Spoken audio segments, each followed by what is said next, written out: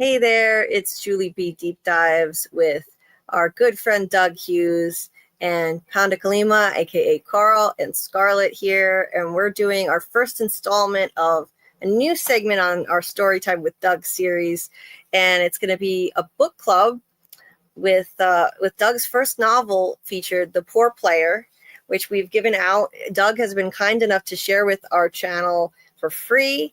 Anyone who wants to, you could still get a copy if you email me. But we're going to be covering the first 35 pages of his first novel, The Poor Player. Anyone who wants to can email me at JulieBDeepDives@gmail.com to get a free copy. And we're going to just cover the first 35 pages, which is a good introduction to the book. And you can call in. I'm going to post the link, so anyone who wants to can call in and join the panel with questions or comments for Doug, or you can just put them in the chat and I'll highlight them. But I strongly encourage people to jump on the panel and share your thoughts. We'd love to hear from you. And I know Doug would love to hear from you. So Doug, thank you so much for doing this. It was really kind of you to offer this book that's sadly not been published to anyone who wants to read it via the channel, and then come on here and talk to us about it. I think that's so cool. Oh, it's my pleasure. I mean, it would have been really great to be published, but for me, that wasn't really the objective of the exercise. The most important thing to me was simply writing the damn thing, and the fact that I did and that I ended up with something I was happy with was really enough for me. But my one regret about it not being published is that so few people know about it or have had a chance to read it, and the few that have invariably really enjoy it. But, I could literally count on one hand the number of people I know of who've read the book. And this just seemed a way to maybe get it out to a larger audience. So that was the thinking. Yeah, it's all too difficult, no matter how great. Oops. Sorry, I'm trying to open up my YouTube tab in the background so I can post the link. Anyway, it's all too common that it's difficult for people to get books published, no matter how great they are. Scarlet, what were you going to say? Oh, I had a question for Doug. I wanted to know what inspired him to work on this novel. Oh, well, that's kind of, anytime I talk about this, that's usually the first thing I mention. I've spent, over the years, I think one of the biggest ironies of what I do for a living is that I've spent my entire adult life working in this very public forum and have managed to do it in complete anonymity, and obscurity, which is very easy to do when you're a Canadian theater actor or largely a theater actor. And that's something that's an irony that has been with me throughout my entire career. And I've thought about it many, many times. But one night I was doing the dishes here and listening to the evening news, and there was some item on the news about some celebrity who had been behaving badly. And I thought once again about the fact that, oh, well, I'm never going to have that problem, and suddenly, after having thought about this issue many, many times over the years, I had a new thought. I thought, you know what? When you think about it, we would make the perfect spy. I mean, a theater actor, for a variety of reasons. We're comfortable with taking on roles. We're comfortable with improvising. We get to move around a lot and meet a lot of people. We get access to a lot of people that the general public often don't get access to. And let's face it, who would ever suspect a theater actor of being a spy? And so that was sort of the germ of the idea, and it all kind of grew from there. And then the other thing was, I thought over the years, maybe someday I'll sit down and write my memoirs, just because it would be a way to tell a lot of these goofy theater stories that have happened over the years. But I always thought, no, you know what? It would just be a really boring book. It would be another retired old actor going, I remember in '66 when I was at the Globe Theater. No, I don't want to do that. But then I thought this would be a much more entertaining vehicle to do exactly that, just put it in a different frame. So that was the basic idea behind the book. Yeah. Well, it's anyone who's gotten to know Doug through our live streams here, and as I've gotten to know Doug, you'll recognize the protagonist of this book right away as as essentially Doug, just a fictionalized version of Doug if he were a spy. It's very much based on Doug's personality, his sense of humor. So if you guys, I know those of you who follow these live streams love Doug's sense of humor. So yeah, you're going to love this book. If you haven't gotten a copy, you still can too. But yeah, I love how you did that. So it operates like a kind of memoir disguised as something else. As a thriller, yeah, basically a comedy thriller, yeah. Yeah, That seems like a much more entertaining way to tell the stories, you know? Yeah.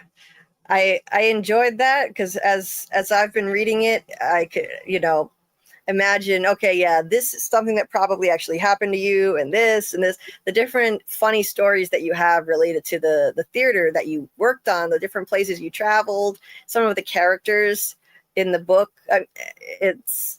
I could pretty much pick out what was probably based on real life events. And obviously the spy stuff is where you made it a little more spicy and quirky. But yeah, it's funny. And you meet a lot of characters, a lot of really colorful characters doing theater. So I'm sure you had a lot of fodder to work with from people you've actually been around from your time when you were doing school tours as a young theater actor.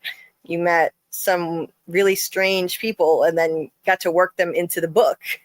And virtually all of those characters are based on real people.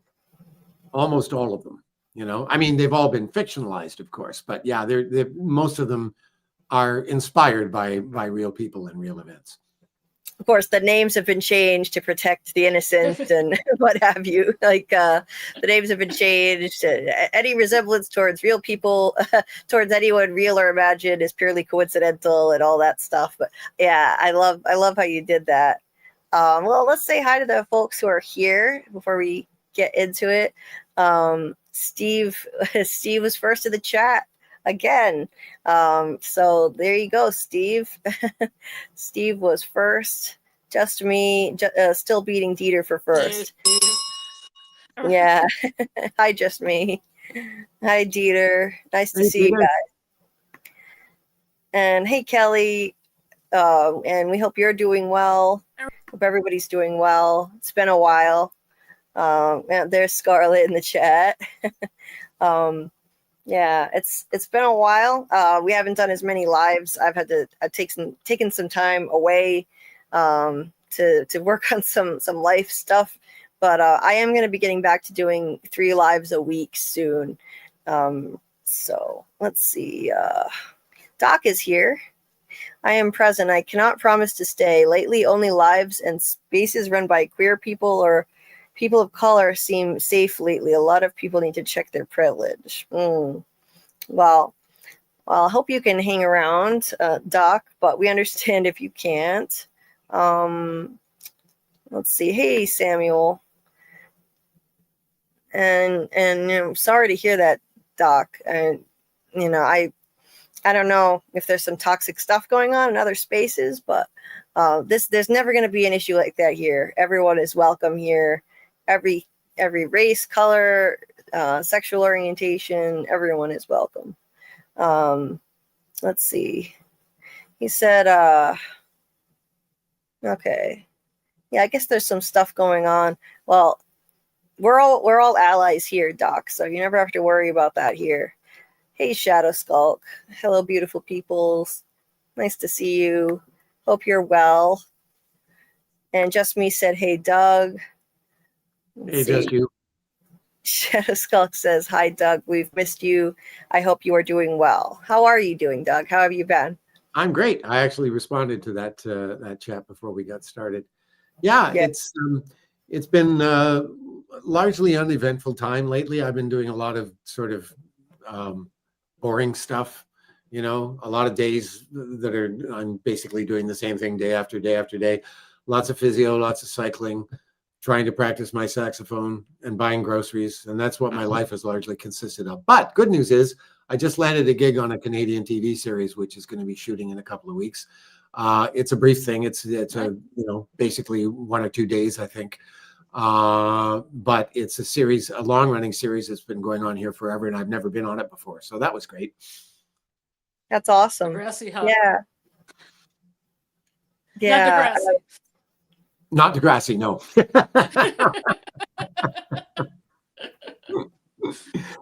That's great news. I'm so glad to hear that. That's awesome. And it's something that you had tried out for before, you had auditioned for, and persistence pays off.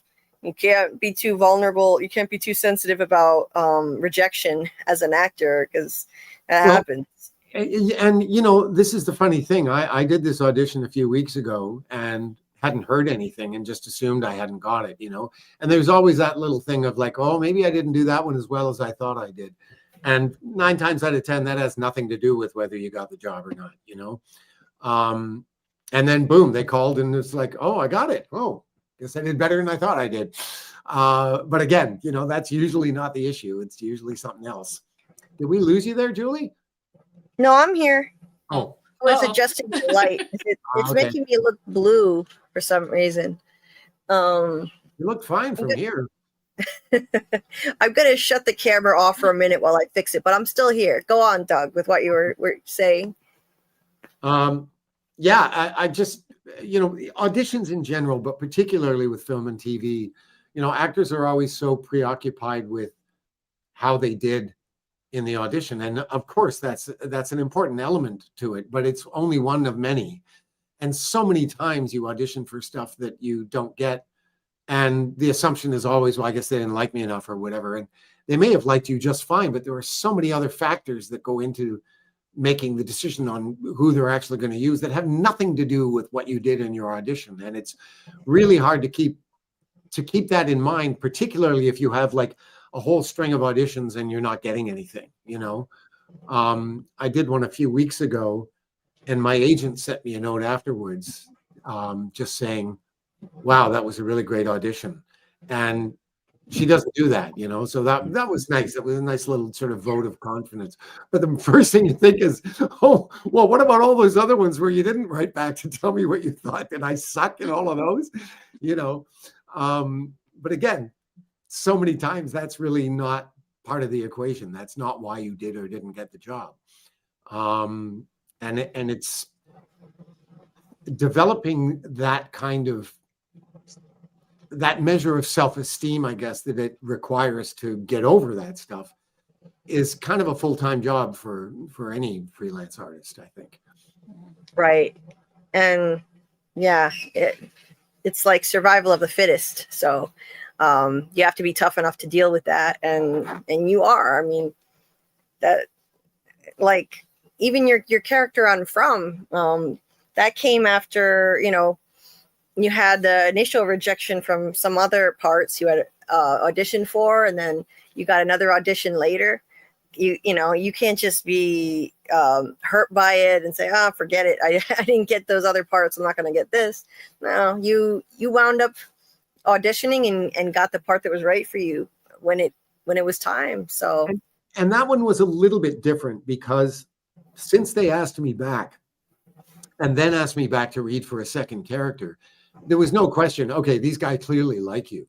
But when you don't, then you don't hear anything for 3 years. I mean, at that point, that was ancient history. It never occurred to me that I'd ever hear from them again.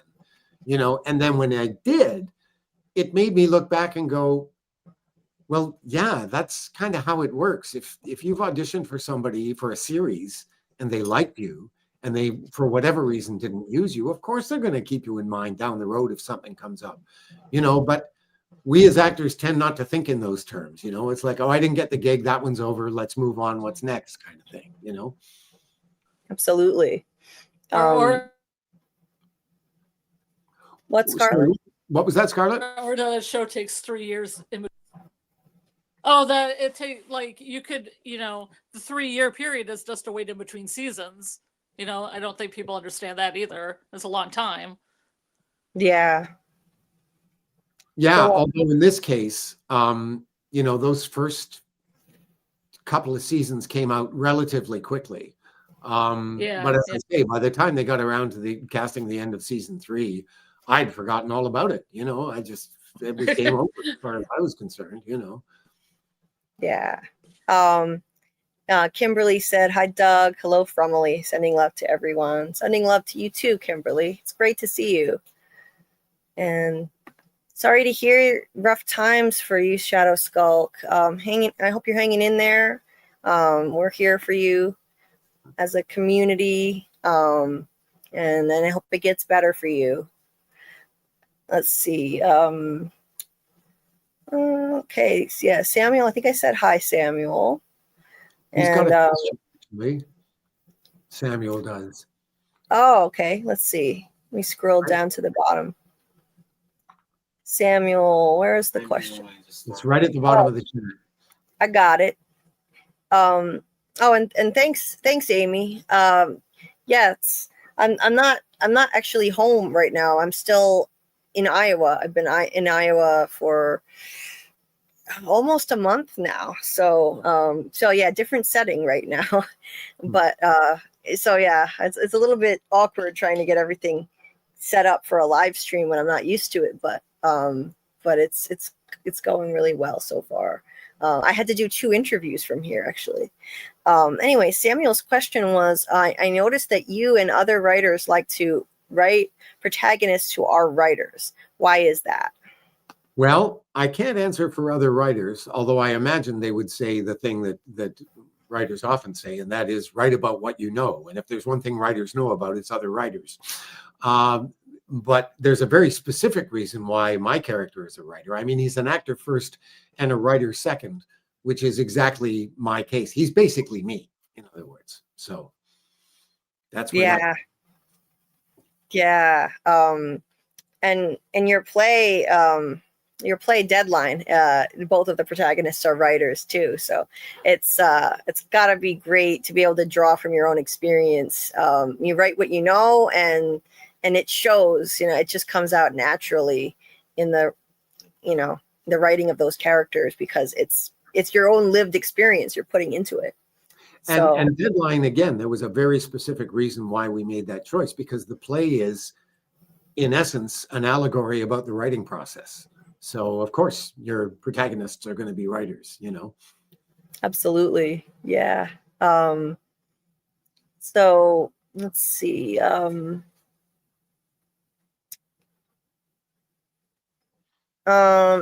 Doc, I am so sorry. I have not been communicating effectively enough while I've been away. Things have been very hectic.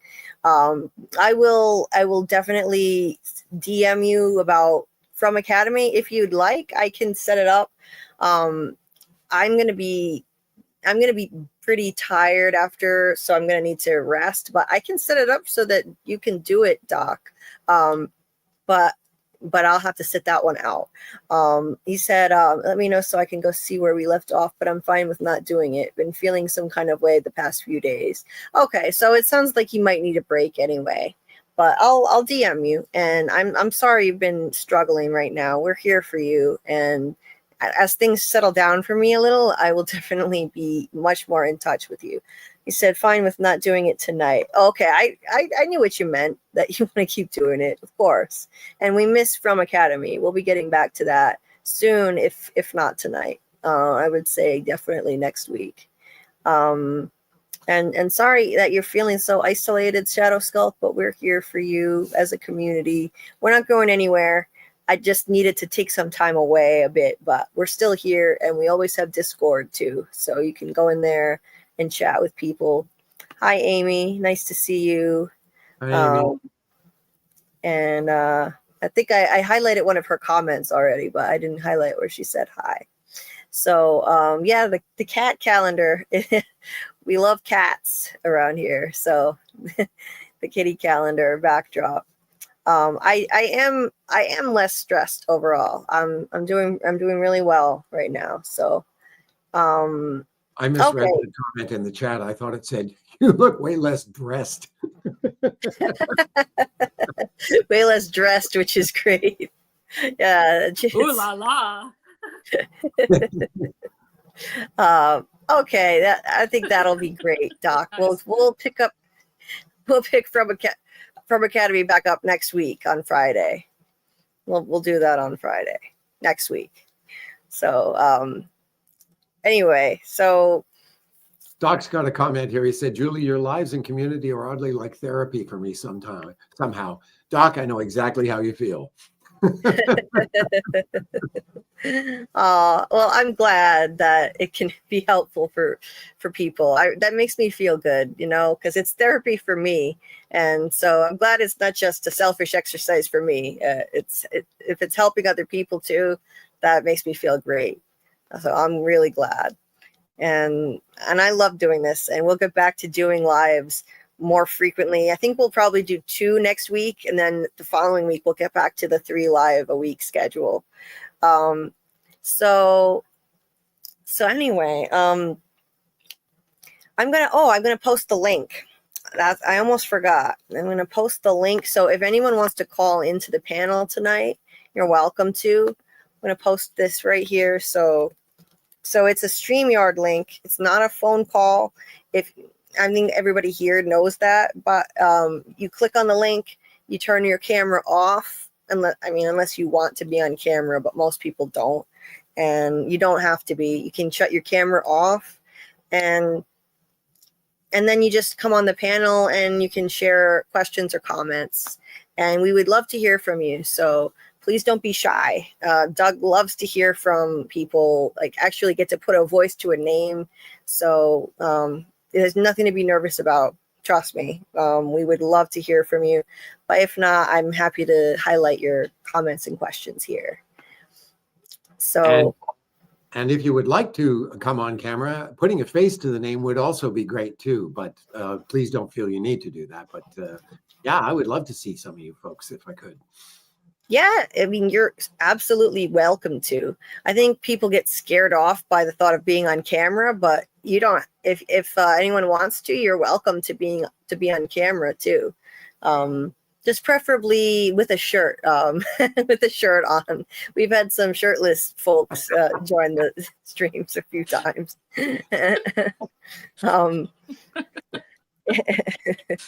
So there's the link right there. I'm going to pin it to the top of the chat.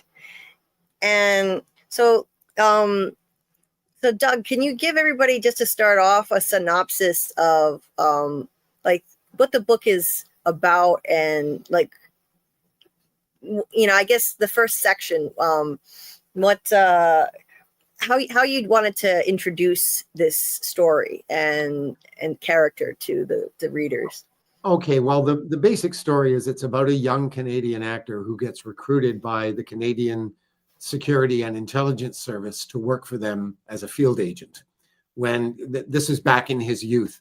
The book takes place in 2 time periods, back around the time when he's first recruited and starts working for CSIS, and the present day, which is like 30 odd years later. And he's now nearing the end of both his acting and writing careers and his career with CSIS.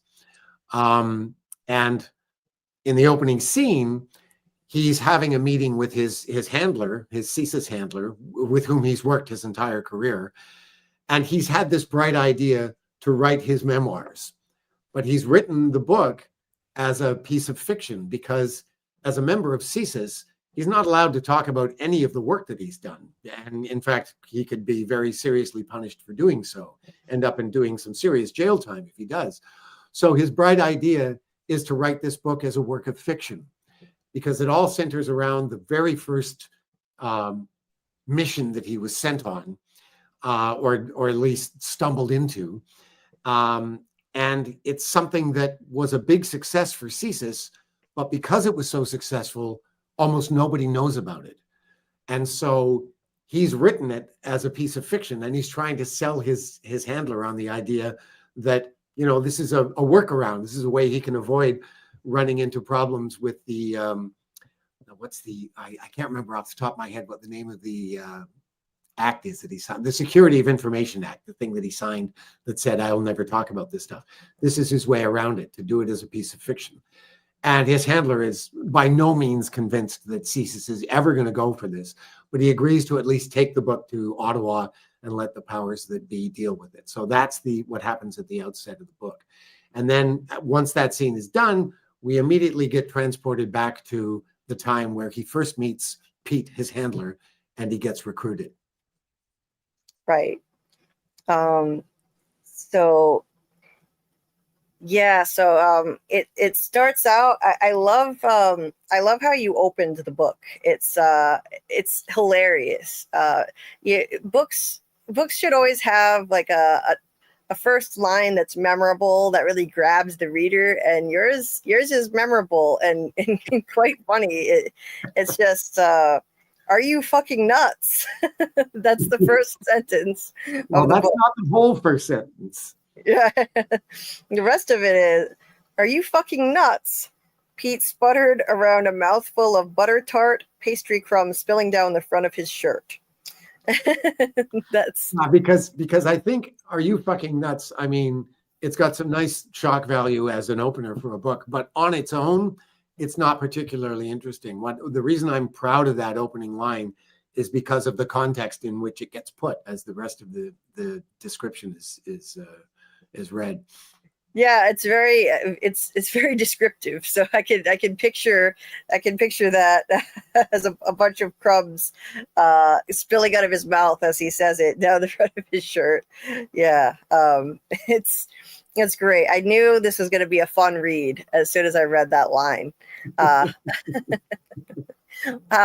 Was it like, how did you come up with that line? Was it just were you trying to come up with something funny that would just grab the reader from the first line, something irreverent, like not a typical first line of a book? Or I think it was once I decided that this was the situation, that he'd come up with this brilliant idea to write his memoirs as a piece of fiction, that just seemed like Pete's logical response. Of course he's not going to go for this, and it was important that I lay that in just from a believability standpoint, because nobody in their right mind in Pete's position would agree to this, and Pete does have to do Harry has to do a sales job in the opening scene to convince Pete to at least take it to Ottawa and show it to their bosses, which he succeeds in doing. But that opening, I mean, that's exactly how I would respond if I were in Pete's shoes. So, that's what you get. Yeah. As I was reading it, I thought, I don't think I've ever. Oh, sorry. Yeah, I was just going to say, I was thinking he sounds nuts. This is an insane idea that no one would agree to, myself. Because this is a spy agency. Why would he agree to let him publish a memoir when he's a spy? By the nature of the job, it's supposed to be secret. So I didn't know how he could possibly get approval for this. But yeah, the book takes some interesting turns later. I won't give anything away on that. Well, and just speaking in general terms, I'm not going to give anything away here, but there are a number of issues like that come up in the book that don't pay off for a very, very long time. So when I first wrote the book, I actually hired an editor to read it and assess it for me. And she made copious notes throughout the manuscript, handwritten notes. And there were several things like this whole thing of like, why would CSIS, I mean, if they did choose to go for this, why would they? What would the rationale be? Well, that question doesn't get answered for a very, very long time. And there are other issues in the book like that too. And it was very entertaining to read my editor's notes, because all the way through, when these various things would come up time and again in the book, she's going, why is this happening? Why aren't you telling me? And then when they finally pay off, there's this big, oh, I get it, So I thought, good, the payoff worked. Yeah. So I don't know what any of those things are. You'll just have to work it out. And I thought it was just because you because I read in the first 35 pages, you said you're good at BS, and that was your skill. That was your skill set. Yeah, well, I guess that's based that's certainly at least semi-autobiographical too. So does anyone? And I'm also cool. It's also cool. It's the first book I ever read that had a spit take. Starts with a spit take. It's great. True comedy. Yeah, and Doc had said that's totally a Doug line about the first line. Yeah, it is. If you frequent these lives, you pick out Doug's humor right off the bat. Amy said, "I love Doug's humor in it." Yeah, me too. Me too. It's a fun read. Michael, hey, nice to see you. Yeah, glad you could make it. Michael, I don't know if I think we had at least 13 people who requested a PDF of the book, and I can't remember if Michael was one of them, but anybody who still needs a copy, remember you can email me at JulieBDeepDives@gmail.com. So yes, the best of humor, like Shadow Skulk said. Here's a question for everybody in the chat. How many people have actually been able to read the first 35 pages? Yeah, is there anybody who hasn't gotten a chance to read the first 35 pages yet? Let us know in the chat if you haven't. And if you need a link, if you need a PDF, then I can provide that with you guys. But I think everybody in the chat, I'm not 100% sure about Michael, but I know everybody else, I emailed them copies. So, and we're going to continue breaking these into sections. So the next one, I'm not sure how long it'll be. We'll announce ahead of time how many pages we'll cover at a time, but we'll break it into manageable sections for everyone so we can discuss it and have fun with it and accommodate Doug's schedule, because Doug may be busy at times filming stuff. You never know. Or doing auditions. So let's see. Michael said, haven't been in on a tick or two. Let's see, been dealing with the passing of my father. Hope everybody's doing well. I'm so sorry about the passing of your father, Michael. Our condolences to you and your family in this difficult time. I'm so sorry to hear that. Glad that you could join us though, and whatever we can do to, pass the time for a while. We're here for you. We're always here for everyone in our community. Anyone who, is going through something, we're always here for you. And I can't even imagine, like, there aren't any words to, to convey the enormity of kind of loss. I went through it a few months ago myself. So, so Kimberly said, I have it, but haven't gotten to it, but I'm feeling better and plan to do some reading soon. Okay, well, we're only covering 35 pages, so this won't be full of a lot of spoilers for you. So, it'll only be like the introductory section of the book. And, Julie, I know you've read it. Do you have any questions about that section of the book? Let's see. I know you mentioned you made notes when you were reading it, so I was just wondering if any of those were questions. Yeah, well, one of them I covered, which is the first section of the book. But Pete, so this character of Pete, who is basically, what would you call him? Like a supervisor for your protagonist? See, like he's his immediate superior. Yeah, he's the guy who recruits him in the first place. Yeah. So, did you base Pete on anybody in particular who you knew, or maybe a combination of people? No, not really. That's an interesting thing, because I had two editors work on the book. After the first one, I did a complete rewrite, and then I hired another editor to have a look at the second draft.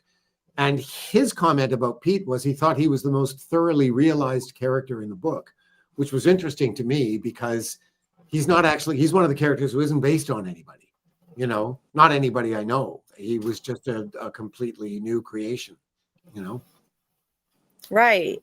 Yeah, and he's very tough. He's very tough on on the main character. Like he you know, there's an affectionate dynamic at times between them. You know, there's a warmth, you know, but there's also like a tough love kind of thing.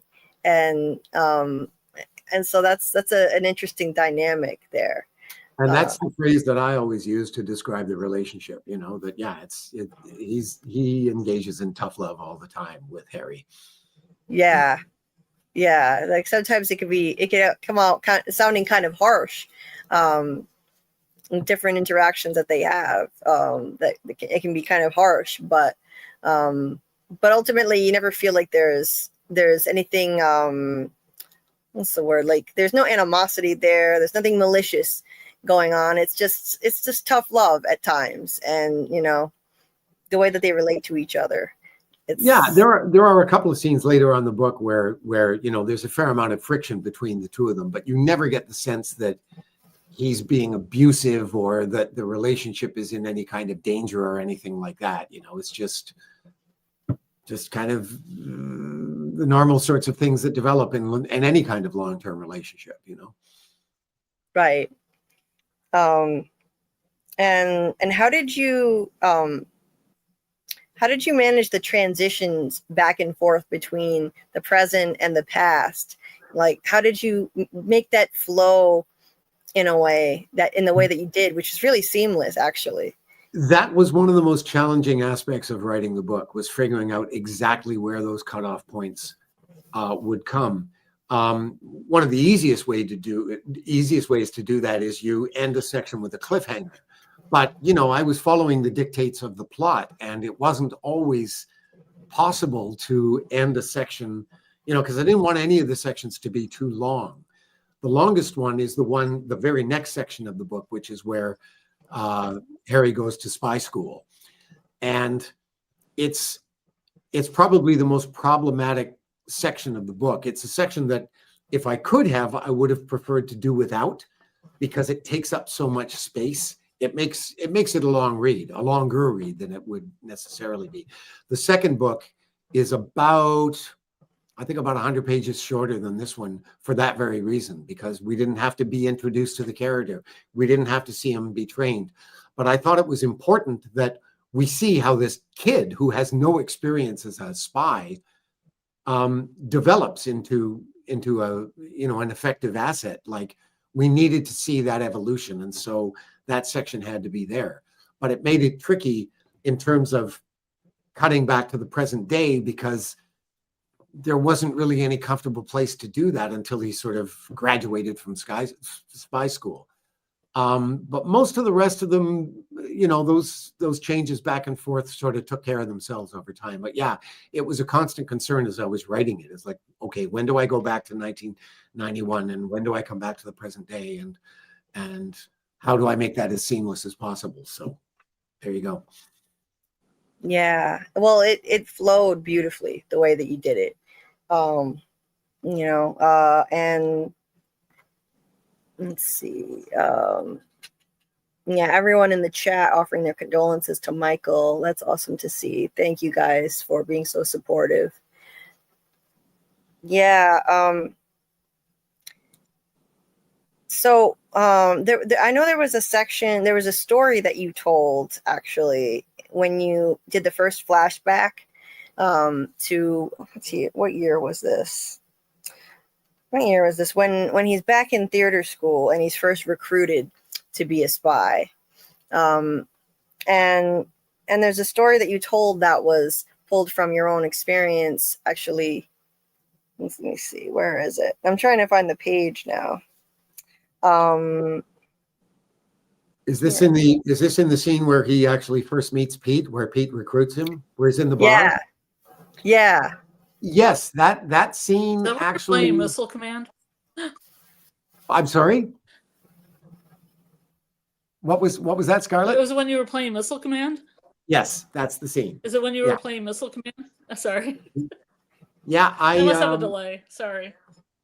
I had, when I was touring around the prairies doing school tours, playing video games in bars became like my major hobby, because a lot of those towns, there was nothing else to do. The Roadkill Tavern does not exist in Humboldt, Saskatchewan. In fact, there was a restaurant that I found called the Roadkill Cafe when I did my bike trip across the United States. That's where the name came from. But Glen Hall Recreational Park in Humboldt does, in fact, exist. And I found it when I was in a local bar, and I looked out the window and I was like, holy crap, Glen Hall, is he from here? So that's actually based on a true event. Yeah. Yeah, because Glenn Hall is a hockey player who you idolized, right? Yeah, totally. So, yeah. So. And the other thing in that story that's true is the kid at the bar who's talking about acid rain and all that kind of stuff. And one of the farmers says, acid rain, we'd be happy to get any kind of rain. That conversation actually took place in a restaurant when I was on tour in Saskatchewan myself back in 1981. Some young kid was talking, the acid rain was in the news all the time. And that's where that character came from. The other details are all made up, but yeah, those were two true events. Yeah. Acid rain, is that something that people, I guess that's something that people were buzzing about a lot at the time. Yes. 80s, right? Yeah, in the 80s. Yeah. And some of the information that the kid gives about the pH in rainwater, like, melting limestone in cities right across the middle of North America, that was absolutely true. That's a bit of fact as well. So. Yeah, Samuel said, who you know matters more than qualifications sometimes. Pete seems like a good guy to know so far. Well, So. and here's the thing. I think this gets explained in those first 35 pages. I think it gets explained when they're in the car on their way up to spy school. And Pete talks about how normally people aren't recruited the way Harry is. Like, what happens with CSIS is you apply and they do a serious background check on you if they're interested. And sometimes it can take months or even years before they agree to even interview you, let alone decide to take you on. But when they're the ones doing the recruiting, it's a very different process. At least that's what I had created for the book. I don't know if that's in fact true. I don't know if they do that kind of thing. Pete going around finding people like this, that was a total invention on my part. But yeah, he does talk about that. He explains to Harry why his recruitment was so fast and easy, because it doesn't normally work that way. Right. Yeah, because he just shows up and he all of a sudden he knows things about Harry. He knows things already about him. He's been tailing him. Working for CSIS, he has access to that kind of information. So he's been following him around. And Harry already has some natural qualities that are conducive to being a spy. He's very adept at reading people. And as he's traveling around, getting to know people, traveling around Canada, he can, get people to let their guards down and just start talking to a bunch of strangers and fit right in wherever he is. And that's a skill that they want to take advantage of. Right. So yeah. And is that something that, you based Harry so much on yourself. Is that something you found yourself good at? Like, as you're mingling around with strangers, traveling, doing various theater productions, and were you able to just mingle with new people that easily and get them to open up to you? No, not so much. I think the characteristic that I share with Harry the most is his ability to read people. And that's something that was brought to my attention from other people commenting on it. It's not something that I thought, hey, I'm really good at this, kind of thing. It's other people coming up to me and saying, wow, like you should have been a psychiatrist kind of thing, And the other thing about Harry is like one of the most endearing aspects of his character for me is like, this is not a guy who has a lot of faith in his abilities. You know, he doesn't see himself as a hero or particularly good at what he's doing. He always feels like he's in a little bit over his head, you know? And so I thought, well, how can I have a character like that and have them succeed? And I thought, well, he's got to have a superpower. And his superpower is just his ability to read people, you know? That's the thing that kind of enables, he's got spidey sense, basically, you know? And so it helps to avoid situations that other people might stumble into, you know? Yeah. I mean, yeah, you definitely have an ability to read people, and yeah, Harry does an amazing job with that. And then it's just a matter of, you know, getting the right training to do the job, which comes in the next section of the book later. But for now, they see something in him, so they go after him, and they kind of make him an offer he can't refuse, which is, you know, they're gonna get, you know, he's never gonna have to work a lousy day job again. He can, because that's something that theater actors know all too well. Just to get by, they have day jobs that they can't stand. You know, you wait tables, or you know, you're a security, you know, you might work security at a nightclub, or who knows, but day jobs that you'd rather not do. And so they offer to pay him, you know, to do this, to basically just do what he's already been doing, travel with his theater company, and occasionally maybe do an assignment for them and get some information while he's out there anyway. So yeah, it's I mean, who wouldn't take that offer? I think I would. I imagine the character has a costume, like a mustache, and like puts the mustache on, like they come to the theater and it's like intermission, and he puts a mustache on and goes and does the thing and then comes back to the theater. No, not at all. No, he's just, and you know, Pete kind of explains this on the drive up to spy school, when he explains to Harry that, you know, normally somebody like you would not get recruited, or would not be accepted by CSIS. Like if he had gone to Ottawa and applied to CSIS for a job, he would have been laughed out of the office, you know, like, because, and this is something that Pete explains as well. When CSIS was first created, the reason CSIS was created was because before that, just this, security issues were handled by the RCMP, the Mounties, Royal Canadian Mounted Police. They're an interesting organization because in a lot of the different provinces in Canada, the provincial police are the RCMP. And the local cops in small towns in those provinces are like the RCMP. But at the same time, they're a federal police force. So they had this kind of weird hybrid kind of existence, you know. The bigger provinces like in Ontario and Quebec, we have our own provincial police forces. But all the other provinces and territories have the RCMP. And the RCMP was also operating kind of like a de facto security service. So they were doing a lot of things that were actually illegal, opening mail, you know, breaking and entering and all kinds of stuff and they were constantly getting in trouble for this stuff.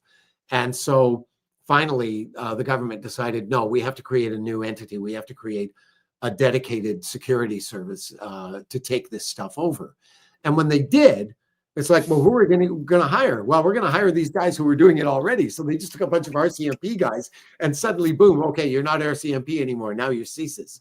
And literally for a lot of these guys, moving from the one job to the other meant moving their desk across the room. They were basically doing the same job. They just had a new boss now, you know? And as a result, they were making a lot of the same mistakes. I mean, when CSIS started up, I read a number of books about CSIS and how it was created and their early history. And it was a shit show. I mean, it was just, they were the most inept and and at the same time, corrupt organization you could imagine.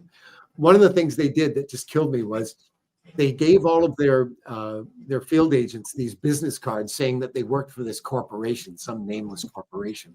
And it very quickly got around that if somebody gave you one of these cards, it actually meant they were a member of CSIS. You know, so it was like giving a bunch of guys in the FBI business cards and saying, just hand, or the CIA, you know, saying, just hand out these CIA business cards to people, you know, it'll be fine. And also, like, these guys, they were trained as cops. They weren't trained as intelligence operatives. And so the way they approached the job was like totally wrong. And it was a mess. And it took a very long time for CSIS to get its act together. Yeah. They also had virtually no supervision. There was this organization in the government called the SIRC, who were supposed to be the oversight engine in the government, keeping an eye on CSIS. But it was a part-time group that had almost no funding. It was mostly like retired members of parliament, people like that, who had this job. And basically CSIS would file a report at the end of the year, and they would read it and rubber stamp it, and they would never question anything. And meanwhile, CSIS just went off and did whatever the fuck they wanted, you know. They've since changed that, and there's a little more oversight, and it's better than it used to be, but it's still a work in progress. So, you know, the more I read about CSIS, the more I realized I have to make this an element in the book. Their own ineptitude has to become a part of what takes place in the book. So that's where a lot of that stuff came from. Yeah. So yeah, you obviously did a lot of reading to research that, because, you know, for any book you have to do some research. You had to you based a lot of this on your own life experiences, but the twist being that you're adding CSIS into the mix. You had to look into a lot of that. I don't imagine there's a lot of controversy. I mean, probably not as much controversy associated with CSIS as there is with the CIA. There'd be some pretty wild things you'd be reading about that the CIA has been involved in internationally. But CSIS, I mean, I think CSIS probably is less conspiratorial internationally, doing all kinds of, you know, questionable things as like the CIA has done. And, you know, well, they're different from the CIA in that they're basically a domestic security service. So right. I'm not aware of CSIS doing, I mean, there must be some international overlap in what they do, but they're not doing the kind of international stuff that CIA does on a regular basis. You know, they're not built for that, really. Right. Yeah. And also, here's another thing. CSIS, despite the fact that they're a security organization, they do not have the power of arrest. So they're kind of a weird hybrid, you know. Some of their functions are kind of like the FBI, some of them are kind of like the CIA, but unlike the FBI, they're not allowed to arrest anybody. If CSIS discovers something that needs to be addressed that way, they have to then contact the RCMP and say, could you please arrest these people for us? So as you can imagine, there's a lot of professional rivalry between the two organizations too. Right. And okay, so domestically, yeah, they just handle domestic issues. So and how long have they been around? Like when did CSIS? They were formed in 1984. Okay. So hasn't been around as long as the CIA either. Oh God, no. They're yeah. I imagine that would be a fun topic to read about, you know, be definitely interesting. Samuel said RCMP are the Moose Riders, I think. Well, despite the name, most RCMP do not ride around on horses. They're all in squad cars. You know, they just look like regular cops. I was going to ask you which animal they ride on. Disappointing. You can ride them with so you're picked up right. So your character is picked up right around when they start. Then well, actually, I've changed the time. When I first wrote the book, it started in 1984. So yes, it started in the year when CSIS had just formed. But then it's been around for so long, and because it didn't get published, I occasionally go back and do rewrites. And I finally went, I have to move the time period. I have to make it more recent than that. So I moved it up to 1991. But originally, yeah, the book started in 1984. Oh, hi Fletch. Nice to see you. Hope you're doing well. You can ride them in a car, you can ride them in a bar. You can ride a moose with a goose while reading Dr. Seuss. Yeah. Let's see. Well, I was gonna highlight something else. Oh yeah, Michael said I had the Roadkill Cafe cookbook and menu poster as a kid. Fancy that. I can't remember exactly where it was. I want to say Arizona or New Mexico. One of those states, I think, was where I saw it. Michael, maybe you remember. If it's the same one, there may be more than one Roadkill Cafe. Yeah. Sounds like the kind of places that serve like alligator and rattlesnake. Or as Michael said, swirl of squirrel. Smear of deer and hunk of skunk. Oh, yeah. Hey Trace, nice to see you. Well, what the? Well, I was just thinking maybe one of their specialties would be gopher loaf. Oh yeah, maybe. Yeah. Hunk of skunk makes me think of the cat and Pepe Le Pew. Yeah. Juice of moose. Juice of moose. Yeah, that's another good one, Karl. Yeah. So did you have any other questions, Julie, or any other observations that you want to share from the opening? So let's see.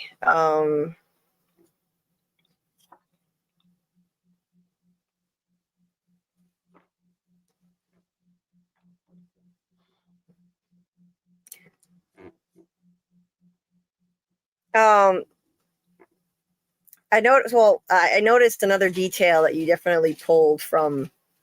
Didn't you pull something from your own life in this scene here in the opener where he references A Man of No Importance, a musical that this main character Harry was in and got a Dora nomination? That something he said? It's the name of. I got a Dora nomination for that one. I'll have you know. And that's true, right? You actually did get a Dora nomination for that. That opening scene, all the stuff that Harry talks about is totally autobiographical. His description of the map on his playwright's website, that's absolutely true. If you go on to, well, you can't see it, but when I go on as an author onto the Concord Theatrical's website, there's a map on there that literally shows whatever productions, like it's a map of the world, and there'll be a little spot on the map for every production that's going on right now. So that's true. And yes, The Man of No Importance. In fact, when I first thought about writing my memoirs, I thought that would be the perfect title for my memoirs, A Man of No Importance, because it kind of sums up this whole notion of spending my entire career in this very public pursuit and doing it with total anonymity, and having played that role in that part just made it more apropos. A friend of mine had a brilliant suggestion for the title of the book. He thought I should call it The Spy Who Came In From the Wings, which I thought was awesome. But my first editor hated it. She said, it's too long. You can't make a hashtag out of it. It goes on forever. She didn't like the fact that it referenced the John le Carré book because she thought it might confuse or mislead people. I totally disagreed, but I thought, maybe she's right. And that's when I came up with the idea of using Shakespeare titles or snatches of Shakespeare or some fractured Shakespeare as the titles for Harry's books. Yeah. Hey, Doug, I have a question for you. Sure. Are you a fan of the spy genre? And if you are, which authors do you like? And what books do you like specifically? I was a huge John le Carre fan. I loved his stuff. And yeah, I mean, I can't think of any other authors off the top of my head, but yeah, I do like the genre very much. Now I tend to read a lot of crime fiction, you know, cop stuff, which has a lot of overlap, I guess, with spy novels, structurally anyway. You know. Well, what about the author strikes it with you with the way that he writes? I'm Is it sorry? particular style? Because I don't know anything about the author. Like, what's his particular style? John le Carre? Yeah. Well, he was a Brit. He passed away a few years ago. He lived quite a long life, actually. But he wrote the book, The Spy Who Came In From the Cold. I think that was his first one. And then a gazillion after that. And I guess his biggest strength was, well, number one, he was a Brit, and you know, with the great literary tradition that they have in the UK, just tremendous command of the language, and in that very British way, he wrote with tremendous economy and was a master of understatement. He also actually worked in the Secret Service, so all of his books had that ring of authority because he knew the territory really, really well. But I would recommend it very highly if you've never read any of his books. Yeah, he doesn't have a character like James Bond that goes through all the books, right? Are there different spies? No, but he does have a character that recurs. He had this character named Smiley, who appears in a lot Smiley. Yeah. Well, it's this nickname for this guy. He's an operative in MI6 or MI5. Can't remember which. Yeah. The Foreign Service. I think that's MI6. But yeah, it's and he gets a lot of political commentary into his work, inevitably, you know. He doesn't, I mean, the Foreign Service does not come off looking very well in his books, that's for sure. He's got a huge axe to grind with them. But he's a brilliant writer, and I would recommend anything of his if you've never read him. Yeah, I'm actually not. I'm embarrassingly not at all familiar with the spy genre of book, movie, or anything. I've never even seen a James Bond film, but they're on my list, or my long list of classics to check out. It's not remotely surprising, Julie. and I mean, to be fair, James Bond novels, James Bond movies are an entity unto themselves. I mean, yes, he's a spy, but they're kind of like a cartoon version of spy movies, you know, like there's always all the James Bond movies have their tongue firmly planted in their cheek, you know, like they're not really meant to be taken seriously. Right. Is there a lot of spy gadgetry in this book that you wrote?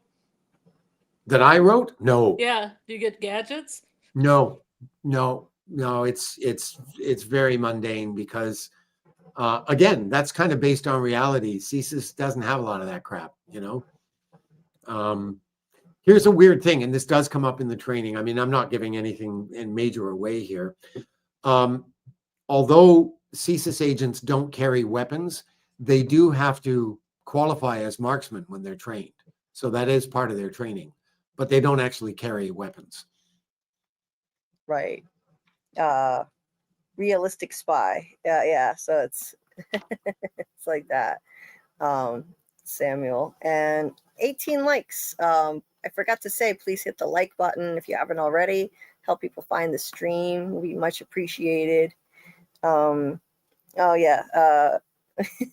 You guys are good with the witty roadkill suggestions. Flattened fox and rigor mortis tortoise are two good ones, Samuel. Nice. I guess you could add road pizza to the list.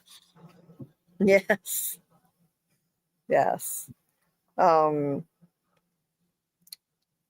So yeah, by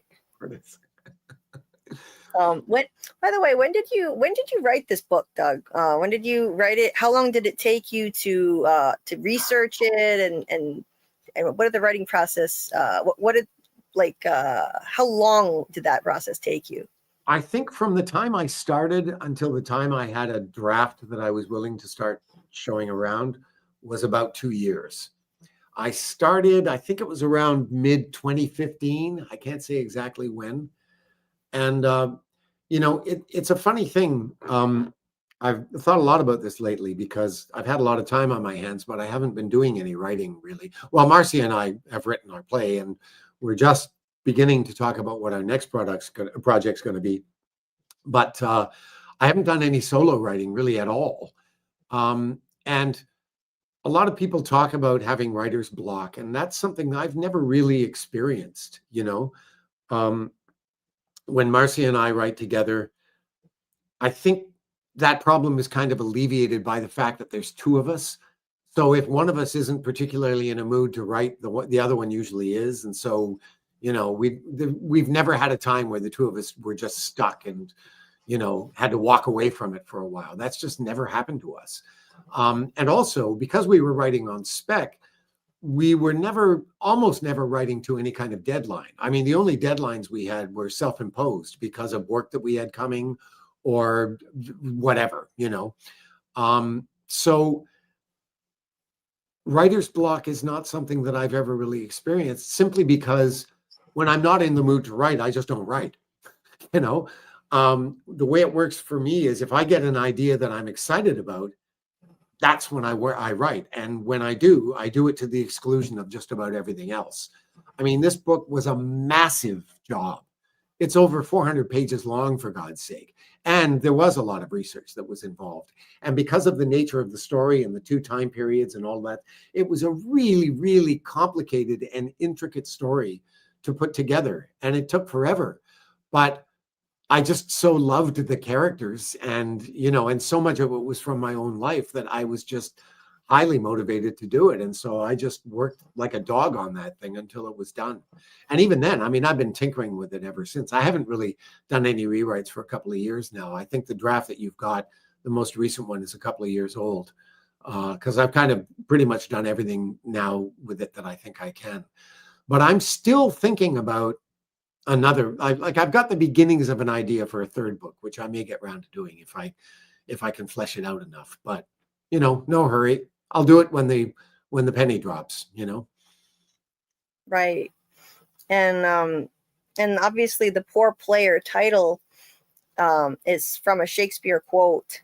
And what gave you the idea to go with that? Like, I mean, is it related to the way that the protagonist feels anonymous? So feels, yeah, or at least felt that way before.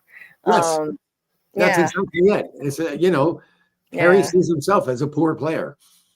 Yeah, exactly. You know? And he quite literally is. At the beginning of the book, he's poor and he's a player. You know. And so it just seemed. I mean, it was the Shakespearean equivalent of a man of no importance. And of course, the title "A Man of No Importance" is actually taken from an Oscar Wilde play, "A Woman of No Importance." Mm-hmm. Yep. So, right. What play is The Poor Player from? What's the quote for that? That's from Macbeth. His famous speech, "Tomorrow and tomorrow and tomorrow creeps in its petty pace from day to day to the last syllable of recorded time." And there's a bit in it. Let's see if I can remember this. Out, brief candle. Life's but a walking shadow, a poor player that struts and frets his hour on the stage, and then is heard no more. Yeah, so that's where that comes from. Second book is called "The Shaming of the True," which is a bastardization. Shaming of the Shrew. And it is, and the title comes straight from what happens in the book, because it is quite literally about the shaming of the true. At least that's an early aspect of the story. I love that. Yeah, I love that. And then the third book that you have, you know, maybe the germ of an idea for, of course, will continue with the Shakespearean theme, and you have a title in mind already, you said. And it comes from the same Macbeth speech, strutting and fretting. You know, right. It just seems like for Harry, it just seems like the perfect title for one of his books. So yeah, when that title occurred to me, and I think I heard someone quoting that speech, and I heard that bit, and I thought, oh my God, that's such a great title for Harry. And I started to get an idea of like, what would that story be about? And I have the beginnings of an idea. I'm just kind of letting it percolate. So we'll see. We'll see what happens with it. That's awesome. Yeah. And I hope you do continue with it. I'm sure it's a lot of work. It's multiple drafts that you have to write. And at least it was probably the most work, I would think, writing the first book, because you had to do the initial research on CSIS.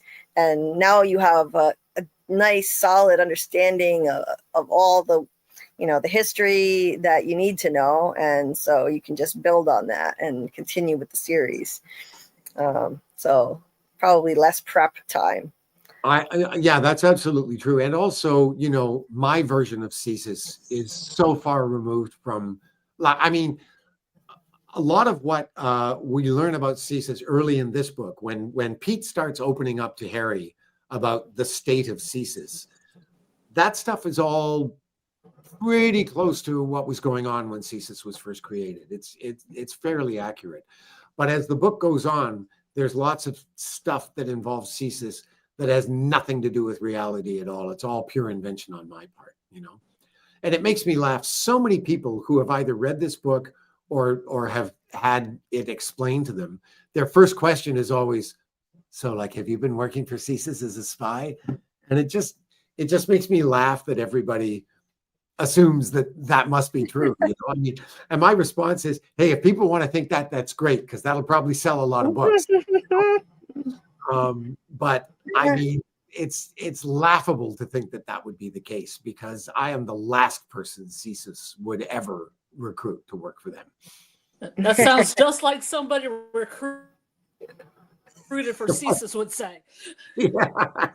No, trust me, CSIS. Well, again,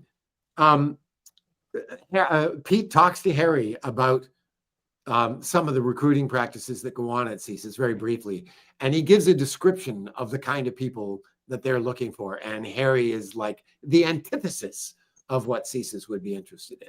The only reason he gets hired is because Pete wants him, Mm-hmm. Yeah. Shadow Skulk was laughing at that. Well, it's funny because if you were actually a spy for CSIS, you wouldn't be able to say. So you could have some fun with people who actually asked you that as a serious question. If I were actually a spy for CSIS, that book would never see the light of day. Yeah. Simple as that. It just would. They'd never, and Harry's request, I think, would have been denied. Harry would have been denied right off the bat writing this memoir. I don't think. In the real world, Pete would have taken this manuscript out of his hands and burned it. I mean, like, that would have been the end of it. Like, the conversation wouldn't have gotten any further than that. So yeah. I mean, that I have to say, one thing this book does require is a great deal of suspension of disbelief. Well, if you're willing to go along for the ride, it's a fun ride. That's where you're allowed to take those liberties, though. As an author, you can do that. You're allowed that to a certain extent. Whatever. Every reader is different. How much they're willing to suspend disbelief on any given subject, and if you're willing to go along for the ride, then why not? Well, and the fact that it's a comedy gives you a lot of license in that regard. If I wrote this as a straight thriller, that would be a different issue. Like this book would have some serious plausibility problems if I wrote it as a serious thriller. But as a piece of comedy, as a comedy thriller, it's fine, Absolutely. The genre makes a big difference, for sure. It gives you more artistic license to just have fun with it. It doesn't have to be super realistic. Hey, Miss J, nice to see you. Hope you're doing well too. So here's a question for our people in the chat here. How many people here have actually read the first 35 pages? Anybody want to volunteer? Yes. Or has anybody read more than that? Has anybody read ahead and is ahead of the game? I'm curious to know. Yes, let us know in the chat if you've gotten a chance to read the first 35 pages, or further down than that, further through the book. And admittedly, I think the fact that I've taken a break and haven't done live streams in a while, maybe people might have, I don't know, people might have thought, oh, okay, we can put this off, and forgot about it. And now it's like, oh, okay, shit, they're doing a live stream. So we might have caught people off guard a little bit. But I announced it a few days ahead. It's just that not everybody might see that in time. And I think as we get back into the regular swing of things, and doing live streams more often, people will be a little more ready and prepared, hopefully. But Shadow Skulk said, I couldn't read just 35 pages. Oh, okay. So how far did you go, Shadow Skulk? I'm curious. Yeah, how far? Yeah, let us know how many pages you've read, where you're at in the book right now, like how far into it you are. Samuel said, I read 35. Hey there, Vibrant Numerals. Nice to see you. Hello all, I made it. I have to read to page 20 and now have it as my nighttime reading.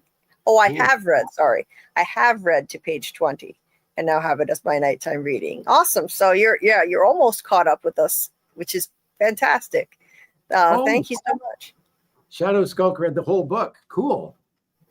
Wow. All of it. All of it already. Nice. I'm a big reader. Very cool. Doc said I put it off, and then we got whammied with a crazy news cycle and bigots going on crusades. It was a bit distracting. Well, yeah. Sorry to hear that. And, I've been just tuned out of the news just for my own mental health right now. So I'm sorry that's going on, and I understand that's distracting, but yeah, you have plenty of time. We'll announce when we're going to do the next one on the next section. So I'm sure you can catch up with us, and anyone else who has to catch up with us. This will, be a little bit of a reminder for you folks. And Vibrant Numerals, by the way, has a channel. I'm going to get the link and drop it in the chat. So if you're interested in numerology, Vibrant Numerals has their own channel, and I would encourage you to check it out. Anyone is interested in that, and we'll find the link and drop it in the chat for you. And thank you for for jumping on board our little book club here and sending me an email. And yeah, if anybody else needs a copy, you can just hit me up at my email address, and I can hook you up. And you are welcome, Vibrant Numerals. You are welcome anytime. So for those of you who have read pieces, does anybody have any questions like Vibrant Numerals or Samuel B. or Shadow Skulk? Yes, any questions or comments are welcome. Let us know if you have any questions or comments. You can always call in and use your voice. Yes, you can call in. You're welcome to. At the top of the chat, there's a link. So if you want to call into the panel and actually talk to us, or Doug, give him some questions, you can do that, or just let us know in the chat. But we really strongly encourage people to call in too. It would be awesome to see more call-ins. And we've got the channel link there for Vibrant Numerals, so check that out. Thank you. Karl and Doc posted it. Awesome. You got 20 likes. Thank you so much. And what I'm going to do, I will, I'm going to change the thumbnail a little bit and add the poor player image to the thumbnail of this, so people who aren't quite caught up with us can watch it on the replay and then hopefully be caught up by the next time we do it. And I know Doug, jumping ahead here, but now that we're talking about the next time, now that I'm on this subject, things might be a little hectic for you coming up. So I'm guessing, like, we might need a little break in between, but you can keep us posted on when we're going to do the next one. I'll give people a few days notice at least before we do the next segment of this. Oh, I'm good for the next. This thing that I'm doing doesn't start for almost 2 weeks. So, like if you want to do one next week or something like that, I'm good. Oh, okay. Awesome. How long in You pages never is know. the Like, second? Sorry. what's that? Sorry, Scarlet. How long in pages is the second section? The second section is longer because this is him getting trained. So it goes from page 35 to page 90.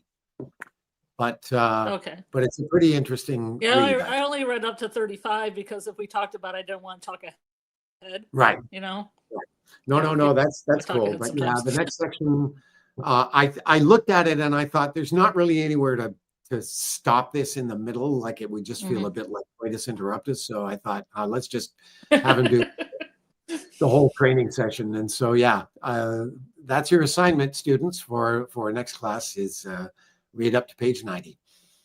Yeah. So Samuel said, are the rumors about theater people true? Do they tend to get around more? Wink, Well, wink. I guess that's a nod to there's a point that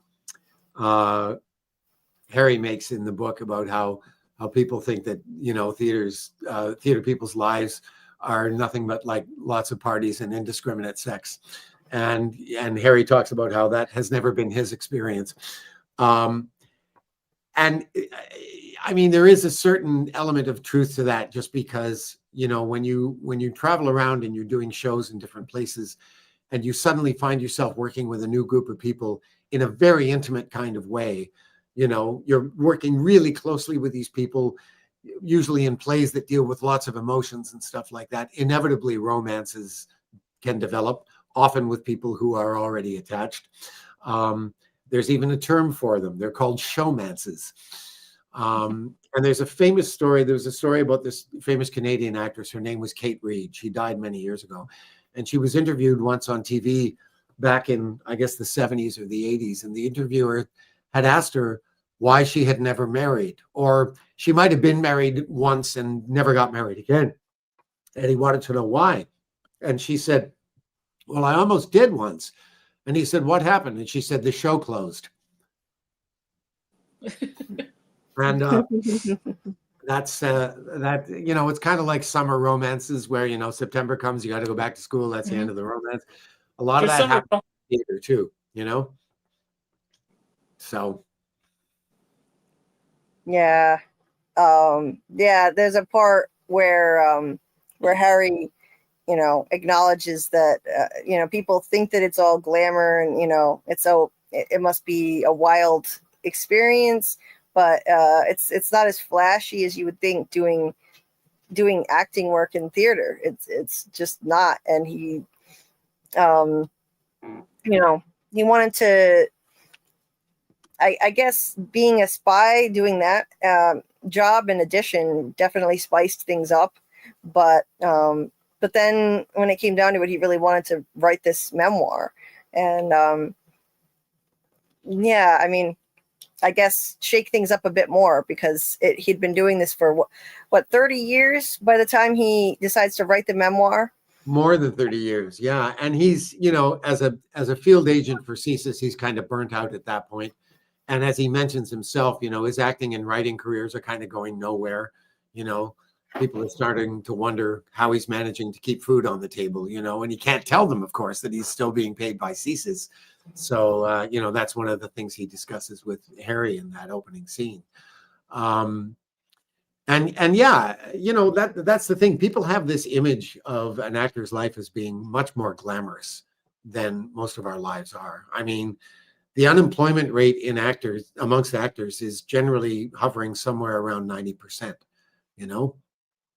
Imagine what would happen to our economy in general if we had those kinds of unemployment numbers. It's a hard way to make a living. And it requires a lot of sacrifices if you choose to do this, and I knew that when I started out, they were very good in my theater school at not sugarcoating this issue. They talked constantly about how most of us would probably never work in theater, which was absolutely true. And if you got into this business to get rich, you were a fool, which is also true. I mean, the people that make a really good living as actors are like the top 1% or 10th or 100th of 1%. Most of us live below the poverty line. At least if acting is your only source of income. Yeah. Right. Thank God Marcia invited me to write plays with her, because it's been our secondary income as playwrights, which has basically saved me from having to do a whole lot of day jobs for the past few decades. But even with that, there have been times over the past 20 years where I've had to go off and do part-time work from time to time. That's just the way it is, And occasionally you get to sort of rub elbows with, the glitzy side of the business, but those opportunities for most of us are very few and far between, Right. Yeah, I know you had to work some very, basic jobs that, like, didn't you say you were a shoe salesman at one point? Oh God, yeah, I did a lot of retail. I sold duvets, I sold shoes, I sold jewelry, I sold menswear. I'm sure that I sold other things that I can't think of right now. But yeah, there's a big mall in downtown Toronto called the Eaton Centre. And it's owned by this big development corporation, Cadillac Fairview. And the turnover of the stores in this mall is ridiculous because the rents are really, really high. And all the stores in there have to maintain certain sales standards, or their lease doesn't get renewed. And I worked for all kinds of companies in that mall that eventually went bankrupt. And I used to joke that I'd closed more stores in the Eaton Centre than Cadillac Fairview had. So yeah, lots of retail in my background. Although thankfully I haven't had to do that for a very long time. Yeah, absolutely. And yeah, but I'm sure like many struggling actor would be able to relate to this. Anyone who's ever tried to make it in acting. But we got some comments here that I meant to highlight here. So let's see. Shadow Skulk said, I may be able to do questions or comments better next time. I need to write questions down first. My kids are too chaotic this time of the eve. I really love the book. It's wonderful. I'm very glad to hear that, Shadow Skulk. Thank you. And yeah, we would love to hear any questions or comments you have next time. That would be awesome. So we will let you know when the next one will be, but most likely next week, I would think. And Amy wanted to know, how does Harry's double life affect him personally, emotionally, and ethically? Well, it's interesting you should ask that, Amy, because he talks a bit about that in this opening section when he's talking about, do I take this job or don't I? And all the ramifications of that, and how, at the time, being this 20-something kid, he really wasn't equipped to be making a decision as momentous as this one. Like he really didn't understand what he was getting himself into. And he talks in there about the things that actually drove him to say yes to this. One of them being, as a 20-something kid, it just sounded really cool, that he could be this. He had this like romanticized image of what this life would be like, the tortured artist who's, moonlighting as a spy, and like how that would just make him this great kind of literary figure in his mind, and of course, that's just like totally divorced from reality.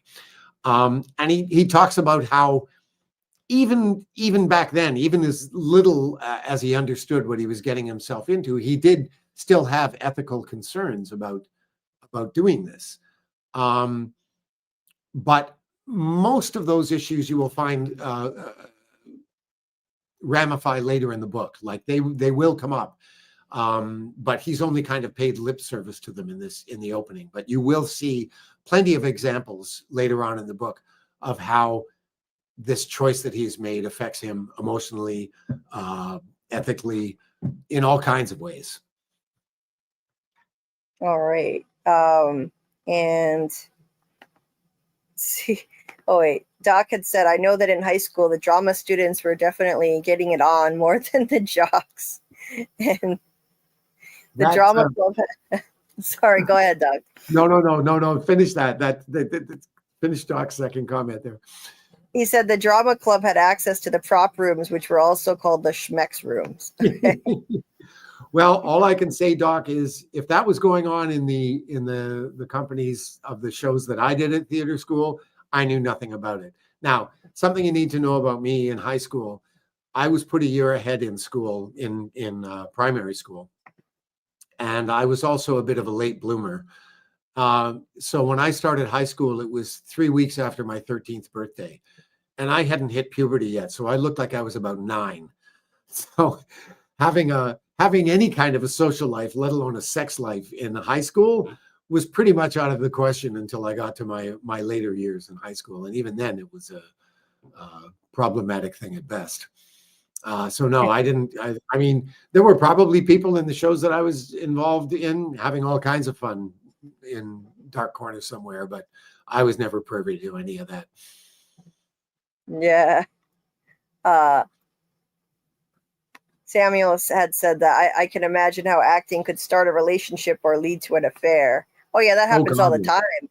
Oh yeah, because you have to. You're working on such an emotionally intimate level with these people every day, and you have to let all kinds of defenses down and let people in order to do the job. And that inevitably is going to lead to all kinds of acting out, Absolutely. Amy had also asked, if you were in Harry's position at the start of the book, would you risk publishing the story? Why or why not? Well, the important thing to remember is Harry is not in a position to publish the story himself. That's why that first scene takes place. He's got to get permission to do it. But if I guess my answer to that is, yeah, if I were in Harry's shoes and tried this audacious thing and CSIS gave me the okay, absolutely I would publish the book. That's he sees this as the gateway to the next chapter in his life, publishing this book. He's trying to recreate himself here with this. So yeah, if I found myself in that position and they gave me the okay, damn right I would publish. Yeah. Yeah, and it's like a book within a book going on here. You're writing a book that's a thinly veiled memoir, and he's writing a book which is a memoir about his life. So it has that meta element to this. Very meta, yes. I have to excuse myself for a second because I saw a comment of Amy's that I need to respond to, and I need some literary assistance here. Oh, okay. She said, I bet Doug was adorable in high school. So I'm going to show you what I look like in this is grade 10. It's going to take me a second to find this, so bear with me. Yeah. Okay, here I am. I'll see if I can get this lined up properly. Can you see that? Oh, yeah, there you are. Yeah. Yeah. Very cute. Very cute indeed. I was 14 when that picture was taken.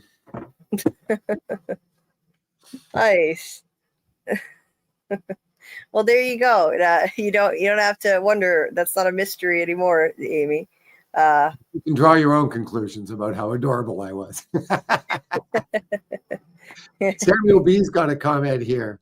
It says, I noticed that many times while reading, I was like, this guy is Doug, acting, writing, Black Hawk, science fiction, Stainless Steel Rat. I assume you like that book. I liked those books. There's a whole bunch of them, Samuel, and I adored them. And yeah, as I've said many times in talking about this book, it's a very thinly disguised autobiography. The comedy thriller frame is the one that I put it in. But yeah, that It's totally me. And it's interesting. Writers talk about having to find their voice, or people who teach writing talk about, how you have to find your voice. That was not a problem for me because it's basically my voice. I didn't have to do any work on that at all because, it's essentially an autobiography, a fictionalized autobiography. But yeah. Yeah. So that had to be a lot of fun. Like, it would be enjoyable because, you could just feel free to draw from your own experience and people you've known and disguise their identities, and they wouldn't have any idea that you're writing about them.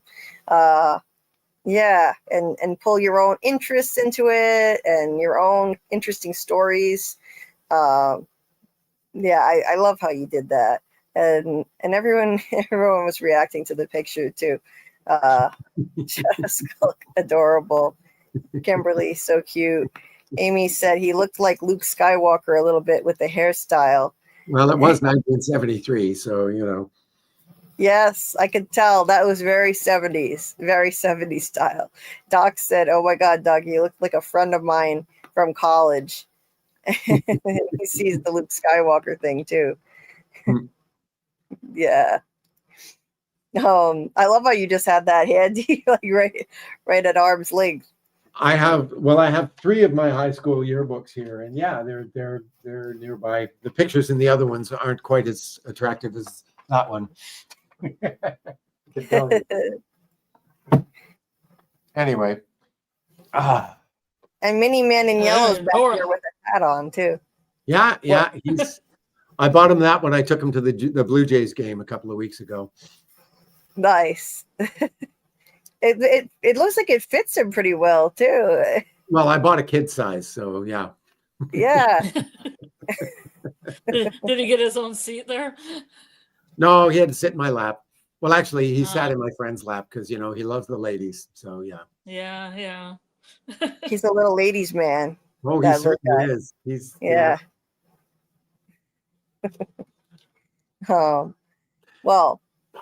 It's funny. I was just thinking about him earlier today because I haven't done much with him lately, but it's just because, From feels like a million miles away, and all of that. I've been tempted to take him out on the bike with me and maybe take some pictures on one of my bike rides, but I haven't got around to doing that. Karl said, does he have his own helmet? No, I haven't gone that far yet. I usually put him in one of my bike bags. That's how if I take him with me, that's where I put him. Nice. Doc said, you all will never know my last name so that you can never find my senior yearbook photo. Oh, my senior yearbook photo was the worst of them all. Oh my God, just terrible. Yeah. Even at the time, I was like, ugh. Yeah. Yeah. Doc said I was wearing a blue sequin cowboy shirt and my hair was parted in the middle and almost to my jawline. Oh, wow. Awesome. It's colorful. A blue sequin cowboy shirt. Nice. Mine actually wasn't bad. Actually, the first few years of high school were the worst. The senior one, I didn't hate for once. That was my Facebook profile picture for years. I literally left the same one for years because it was one of the only pictures I liked. He said, and I had a giant dragon medallion on. Of course you did. Surprised it wasn't a dinosaur, actually. Yeah, we had people come in to our high school and do like really professional shots. So I had the normal ones for the high school yearbook, but then I had some with my like acoustic guitar and stuff like that. They're really like well done. Yeah, and ours were professionally done too, but it was like, the 70s. So, and we were all adolescents, so most of us looked like yeah. Although the year that I graduated, my graduation picture was quite good, but it didn't show up in the yearbook that year because the yearbook had already been put together. It didn't show up until the following year. We had a page of the graduates. And that wasn't a bad picture. Yeah. But I don't actually have a copy of that yearbook, so I don't have that picture anymore. I do have one. I do have one when I think I've posted it on here before when I was about 18, when I was in theater school. A friend of mine who was an amateur photographer, he took a picture of me that I see if I can find this. So this is what I look like sort of just after high school. If I can find it, just give me a minute here. I don't even know where my high school books are, my high school yearbooks. I don't either right now. All my yearbooks are missing at the moment.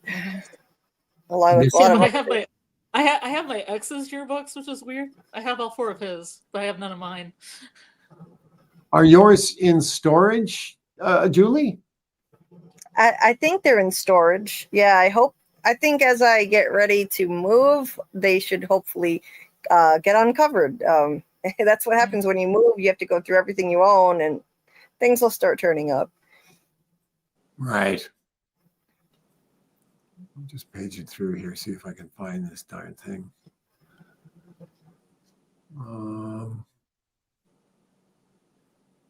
Yeah. There it is. Oh, you found it? Yes.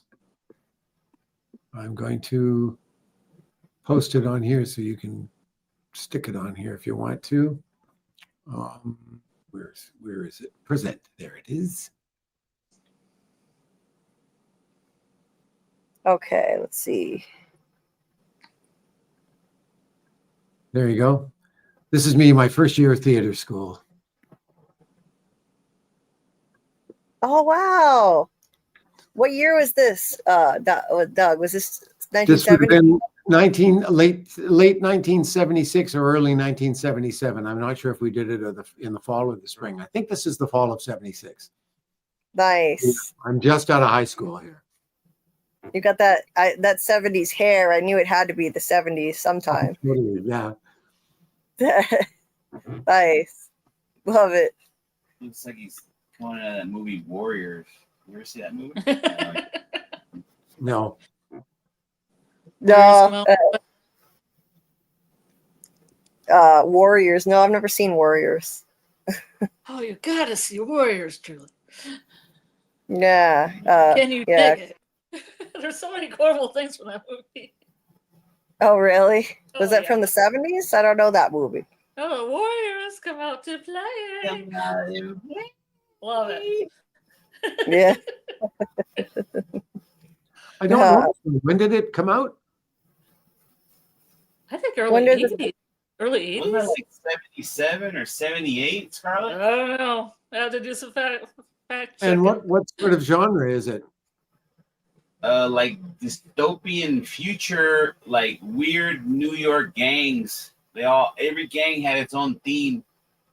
Oh, it's ringing a very distant bell, but no, I've never seen it. Yeah, and one of the characters kind of looks like the Doug photo there. Huh. Interesting. Yeah.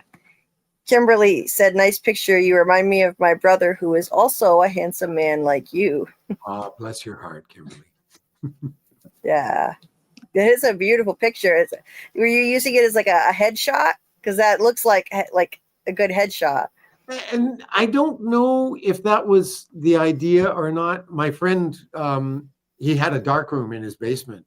And so we would just goof around taking pictures and then go and develop them ourselves in the darkroom.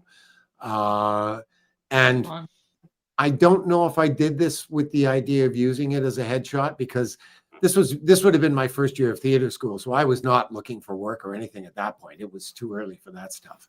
I don't know why. It might have been his idea. I can't remember. Too long ago. Yeah. Yeah, Doc hasn't seen Warriors. Shadow Skulk said it's a classic, and Samuel said it came out in 1979. Oh, okay. I'll have to add it to my list. But yeah, that's like, this has got that Keith Partridge kind of hairdo vibe going on. Like Keith Partridge, David Cassidy, like those type, yeah. Bobby Sherman. Oh yeah, that 70s hair. John Travolta had long hair like that too. You know. Oh God, yeah. Oh yeah. In Welcome Back, Kotter, totally. Yeah. Yeah. Yeah. We need Speaking of movies you should add to your list, here's another one. It was on the other night. Have you ever seen the movie My Favorite Year? No, actually. No. What my favorite? My Favorite Year. I recommend it very highly. It's a Peter comedy. O'Toole? Peter O'Toole? Yes, that's the one. Yeah. Yeah, it's a great.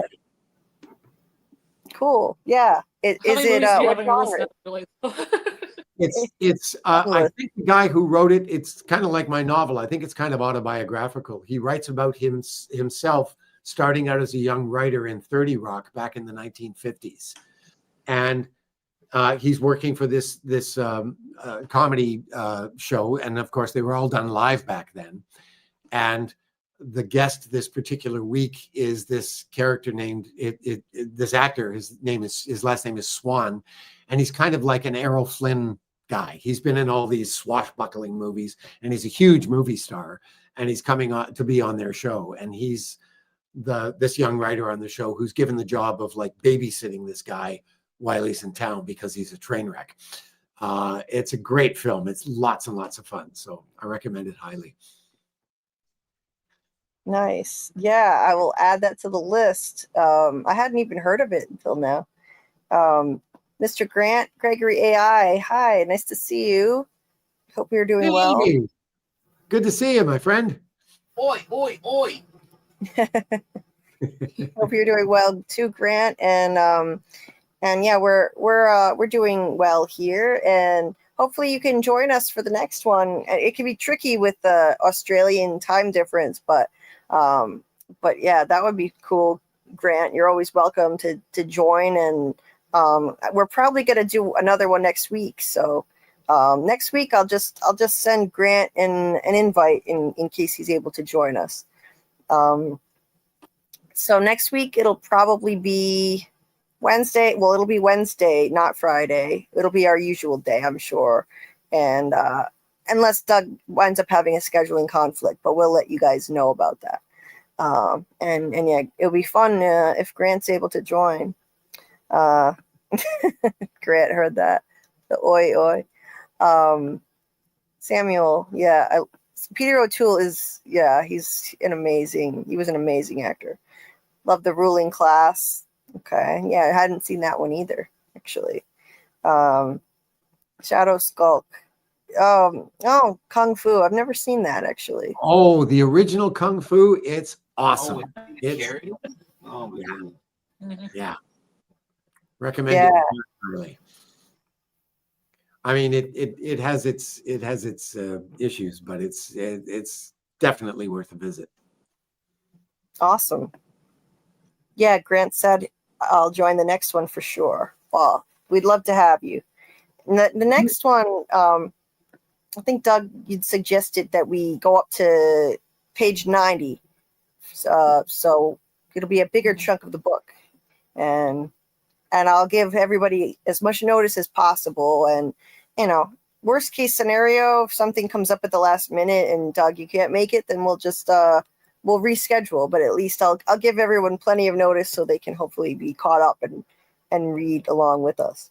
I don't imagine there's going to be a scheduling problem for next week. I have nothing on for next week at all. So awesome. Bill Chill says, "What up, everybody? Nice to see you, Bill. Bill." And Samuel, Life of Brian. That's one I haven't seen. Oh. Another one. So I'll try that too.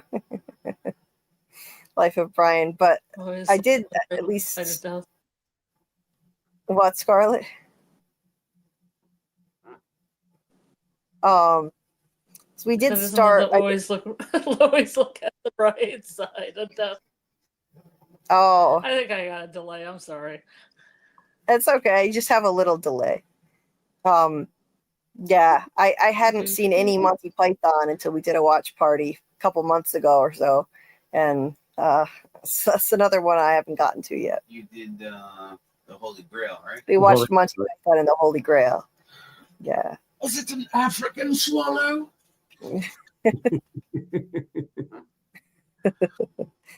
So Hey, Doug, anyway, I have a question for Yeah. Doug. Have you watched any of Only Murders in the Building yet? I've seen all of the first 3 seasons. Has season 4 been released? Oh, yeah, it's on season 5. They just released the first 3 of season 5 on Tuesday. Well, I guess I've seen all of was season 4 the one where they were hired to be in the movie? Yeah, Yeah, okay. So I've seen everything up to season 4. But I didn't realize season 5 had yeah. been released yet. Oh, good. I'll have to check that out.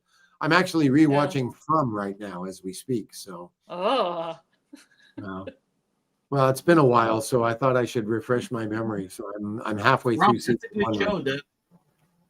What's that? Sorry?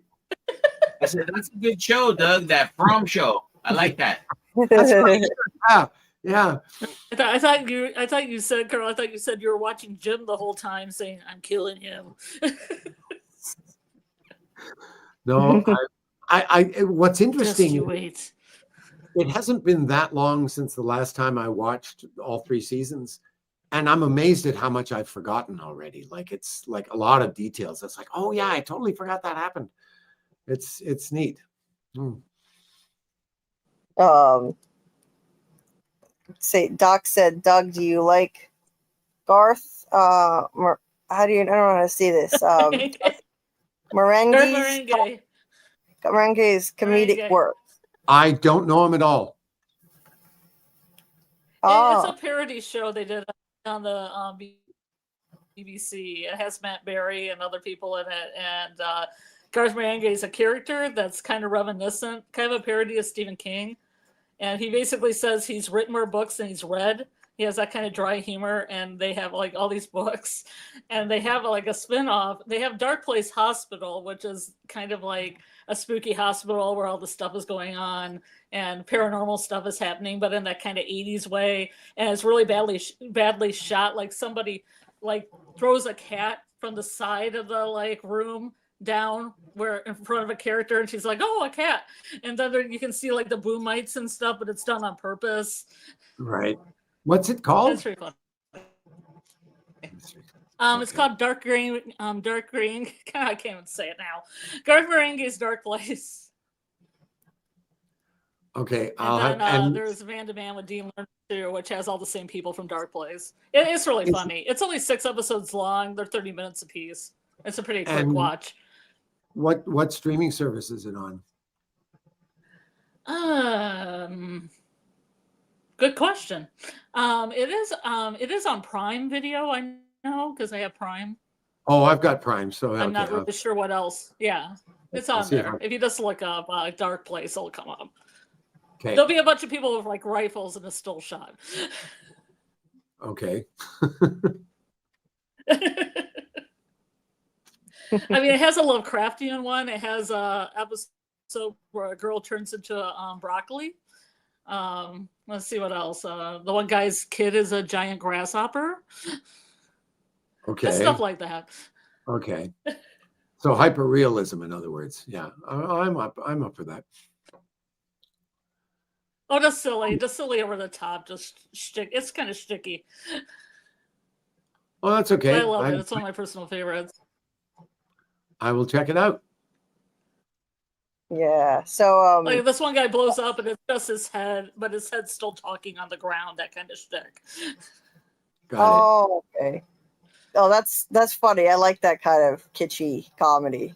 I like that. It's silly. It's silly, but it's very enjoyable.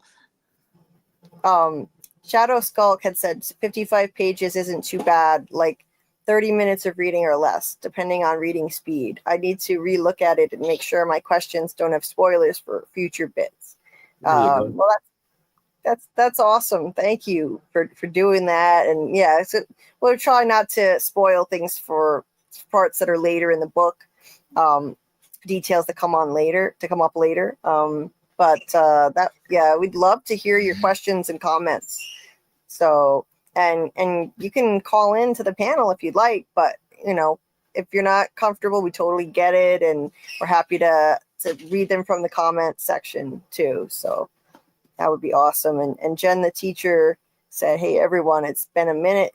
Yeah, it's been a minute. It's great to see you, Jen. Thanks so much for popping in. If you have any questions or comments for Doug, I'm gonna wrap it up in a few minutes. But if you have any questions or comments, I think Jen is one of the people I sent a copy of the book to, if I'm not mistaken. So we still have a little bit of time. Yeah. So let's see. Jen said, "Hola, Panda." Karl, I don't know how to read this in Spanish. Do you see it in the chat? Thanks. Yeah, Julie. So she misses me and you. Oh, okay. Well, that's sweet of you to say. Well, I'll be back a lot more often. Karl and I will be back, and we'll be doing more live streams soon. But I had to take a little time away. Not going anywhere though. And Doug's, as far as we know, Doug's not gonna leave us either. Occasionally, he might have some scheduling conflicts, but yeah, as long as we can have Doug here with us, we're thrilled to have you join us and talk about your book and anything else that you want to discuss here. It's always a pleasure. And I extraño a Doug too, just so you know. What did you say? I said extraño a Doug. What does that mean? He's missing me too. Oh, okay. So Jen, this is book club. So if you've got any questions, throw them at us. Yeah. Yeah. So Jen said, "I have a copy and have started it. I am loving it so far. I can't wait for the book club to have more discussions." So this is part 1 of the book club. So if you have any questions on the first section, any questions or comments, it's the part that ends with asterisks. Right. So asterisks. And it's right before Harry goes to training camp, like for CSIS. So if you have any questions or comments on the first section, you can throw them at Doug right now if you'd like. Mm-hmm. Jen, can I ask you, how far into the book have you gotten? Oh, is Amy leaving us? See you, Amy. Nice to see you. Yes. Enjoyed seeing you too, Amy, and much love to you too. Hope you're doing well. Bill Chill, I'm going to probably sneak in a couple Alien Earth lives. Stay tuned on that. We only have 2 more weeks left before Alien Earth is unfortunately done. It's only an 8-episode season, but I might squeeze in a couple lives. So we'll let you know. We'll let you know. Things are a little chaotic for me right now, but I wanted to at least come back and do these lives with Doug, even though things are still very, very busy for me. Let's see. Doc said apparently Speechify will read me the PDF. That will make it easier for me to catch up. I rarely sit and read anything anymore, which probably isn't good, but okay. So Speechify, in case you guys aren't aware, I didn't know this either. Speechify, I guess, is something that can read you PDFs. So the PDF copy of Doug's book, it can read it to you. So like an audiobook. Is Speechify an app? I'm guessing that's an app. I'm guessing that's some kind of app. I had never heard of it. But so I can only hear this in Doug Hughes' voice when I read it. I read it in your voice, Doug. Well, I'll tell you a funny story. I actually came up with the idea a couple of years ago of doing an audiobook version of the book myself. So I started recording it. And it is a massive job. I mean, I've done narration for audiobooks before, so I kind of knew what I was in for. But I didn't realize when I started this one how many characters there are in it and how many different voices I was going to have to do. You know where my mess bag is?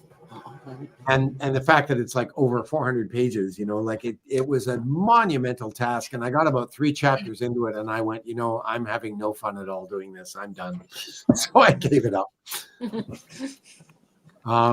So Jen, tonight we've been talking about the beginning of the book up to page 35, just before he goes to spy school. So if you have any questions or comments about that section that you would like to share with us, please feel free.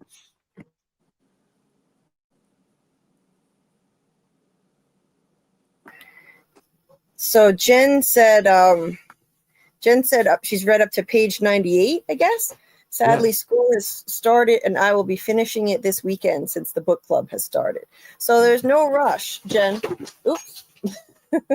So there's no rush at all, Jen, because we're breaking this into segments, and actually this will work out well because the next section that we're going to discuss will go up to page 90.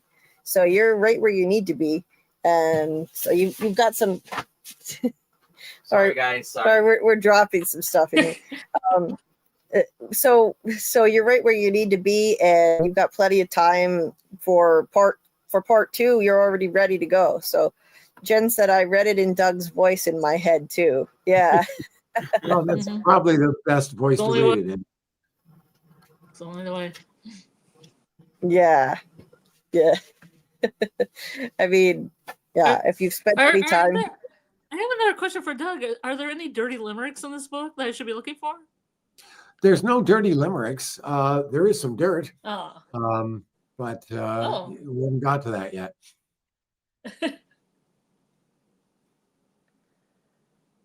So I'm not going to say any more about that right now because it's too early. Don't want to spoil anything. Jen said, "Oh, perfect. I will be ready for part 2."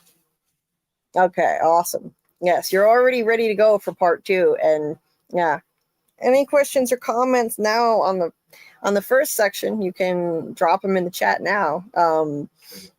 It's basically the two scenes with Harry and Pete. So the part in the present where he's pitching the idea to Pete to publish a memoir, and then the section where he was first getting recruited by Pete. So if you have any comments or questions, you still have we'll stay around a few more minutes at least. And I just had to shut my camera for a few minutes, but I'm not leaving. I'm still here. Scarlet, what were you gonna say? And if people come up with questions after, you're always welcome to put them in the comment section. Yeah, absolutely. And if you're not quite prepared with questions now, you can of course ask questions for the first section of the book, like Shadow Skulk is going to do. If you're not quite ready with questions now, you can of course ask questions about any section leading up to page 90 in the next part, in our next live. So let's see. Okay. Hey there, Tekken. I'm not sure if I'm pronouncing that right, but welcome. It's nice to see a new name in the chat as always. And they say, "Hello, CEO of the monsters. However, I don't think you're the real boss." So we're not talking from. Not talking from, but welcome. Yeah. And we don't know anything about, Doug doesn't know, and we don't know any details about whether the man in yellow is the real boss on From. And we're respecting, so for those who don't know, for those who aren't aware, I think I should have mentioned this again as a reminder at the start of the live, which I'll do going forward, that when Doug appears with us on these lives, we're not going to be discussing From for a while to respect Doug's NDA and make sure that he doesn't do anything that's in violation of that. And that's all. But we have our book club lives that we're going to be doing with Doug, talking about his first novel, The Poor Player. And he's providing a free copy of that. If you'd like a copy and you haven't read it, and you want to read what's essentially a veiled memoir, a comedic memoir, kind of fictionalized version, highly entertaining, from Doug's past experiences, and thrown with a lot of imagination thrown in, of course. You can email me at JulieBDeepDives@gmail.com if you would like a copy and you don't have one. And it'll be easy to catch up because we've only discussed the first 35 pages tonight. Jen said, "Doug, sorry if already asked, but did you write Harry's opening scene from any personal experience?" Yeah, actually, a lot of what happens in the opening scene is very much from personal experience. We talked about this a little while ago, but his talking about being in a production of Man of No Importance and getting a Dora Award nomination is something that happened to me back in 2008. and is talking about the frustrations of his writing career and all that stuff. That's all directly from my own personal experience. His having written a memoir and trying to get CSIS to publish it is totally fabricated, but a lot of the description of his life at that point is taken directly from my own.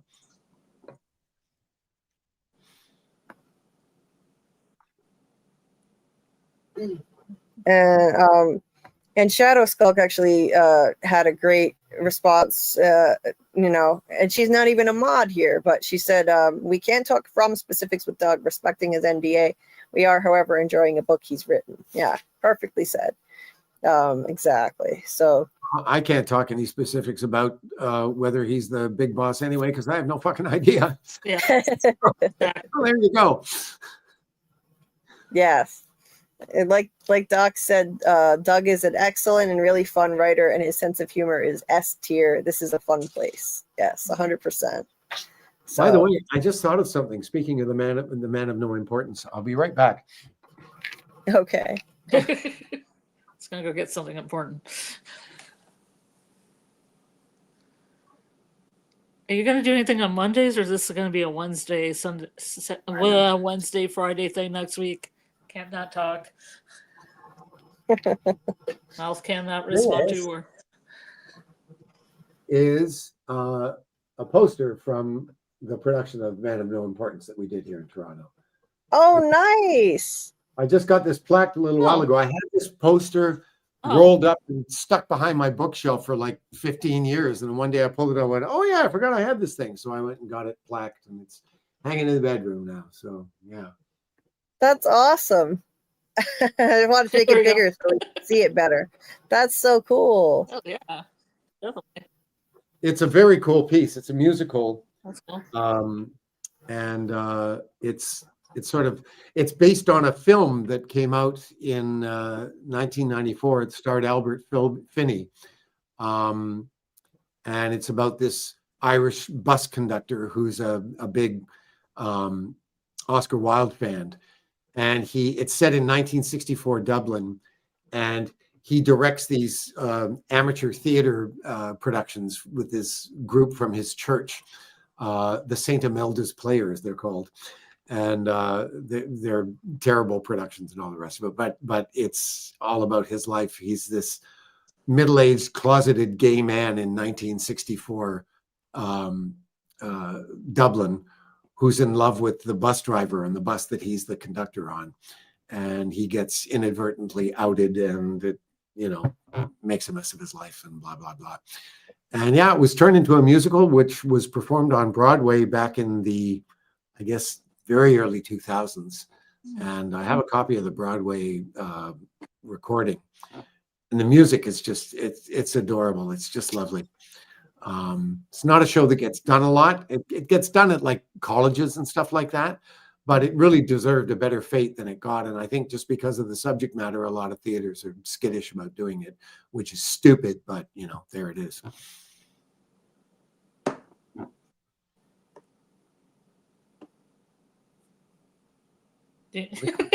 Hey, Doug, do you have any favorite Oscar Wilde plays? Works? Yeah, good question. I really like Oscar I have Wilde. to say Ernest, I think. Oh, yeah. Oh, nice one. Yeah. Yeah. I've always liked Picture of Dorian Gray as my favorite. I've never seen the play version. I've only seen the film version, and it's not very good. But that's not his fault. There's so What's many that, sorry? versions of it that aren't good, though. One of them has Ben Barnes in it, as Dorian Gray. Well, the one that I saw, it was quite an old black and white film, and it wasn't very good. With Angela Lansbury in it? Is that the one? I don't think so. I can't remember. I honestly can't remember it. Because there's one where she plays Sybil Vane in it, but it's a really early one. Yeah, I don't think so. I think I would have remembered that, but yeah, can't remember. Yeah. There's been a lot of versions of it, though. Samuel said, I like how the protagonist is trying to leak stuff through a book and you're basically using this book like a secret memoir. Yeah, it's very meta. Totally. And I didn't actually give that any thought when I wrote the book, the meta aspect of this that we're discussing. That didn't occur to me. And another thing that didn't occur to me, this just came out of the conversation we've had tonight. The first time that we meet Pete is when Harry meets him in the bar in Saskatchewan. But it's clear from all that Pete knows that Pete has been aware of Harry for quite some time. And I have actually never given any thought until this evening about that. The fact, I knew that, of course, when I wrote the scene, but I didn't give any thought to how did Harry first end up on Pete's radar, and where did Pete get to see him? That whole process of him observing Harry and learning this stuff about him before he meets him. I actually haven't really given that any thought up until this minute, which is, I guess, kind of lax on my part, but there it is. Anyway, what's this comment of Jen's? I love that Harry's vision was like he was a fictional character, third person, like seeing his own life through a looking glass or portal into his life. That's an interesting comment. Yeah.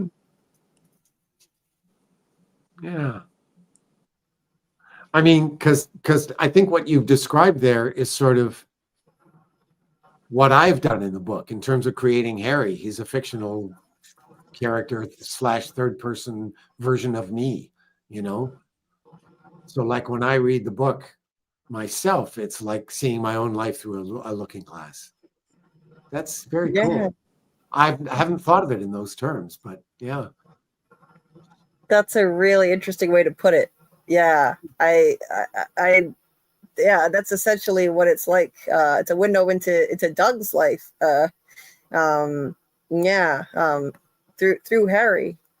She's a smart cookie, this Jen, the teacher. Yes, she is. Yes, exactly. Yeah, she is a smart cookie.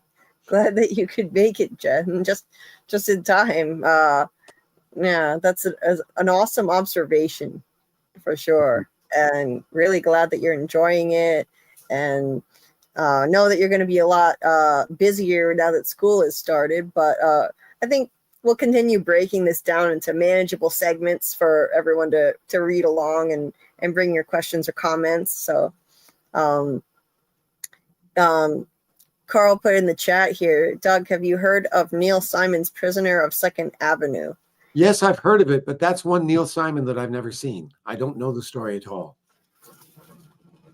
That's one that my dad was in like community theater. In California, back in the day. Cool. Yeah. I've never had the opportunity to do a Neil Simon myself, but it would be fun someday. Of course, I'm getting to the point where I could easily do the Sunshine Boys one of these days.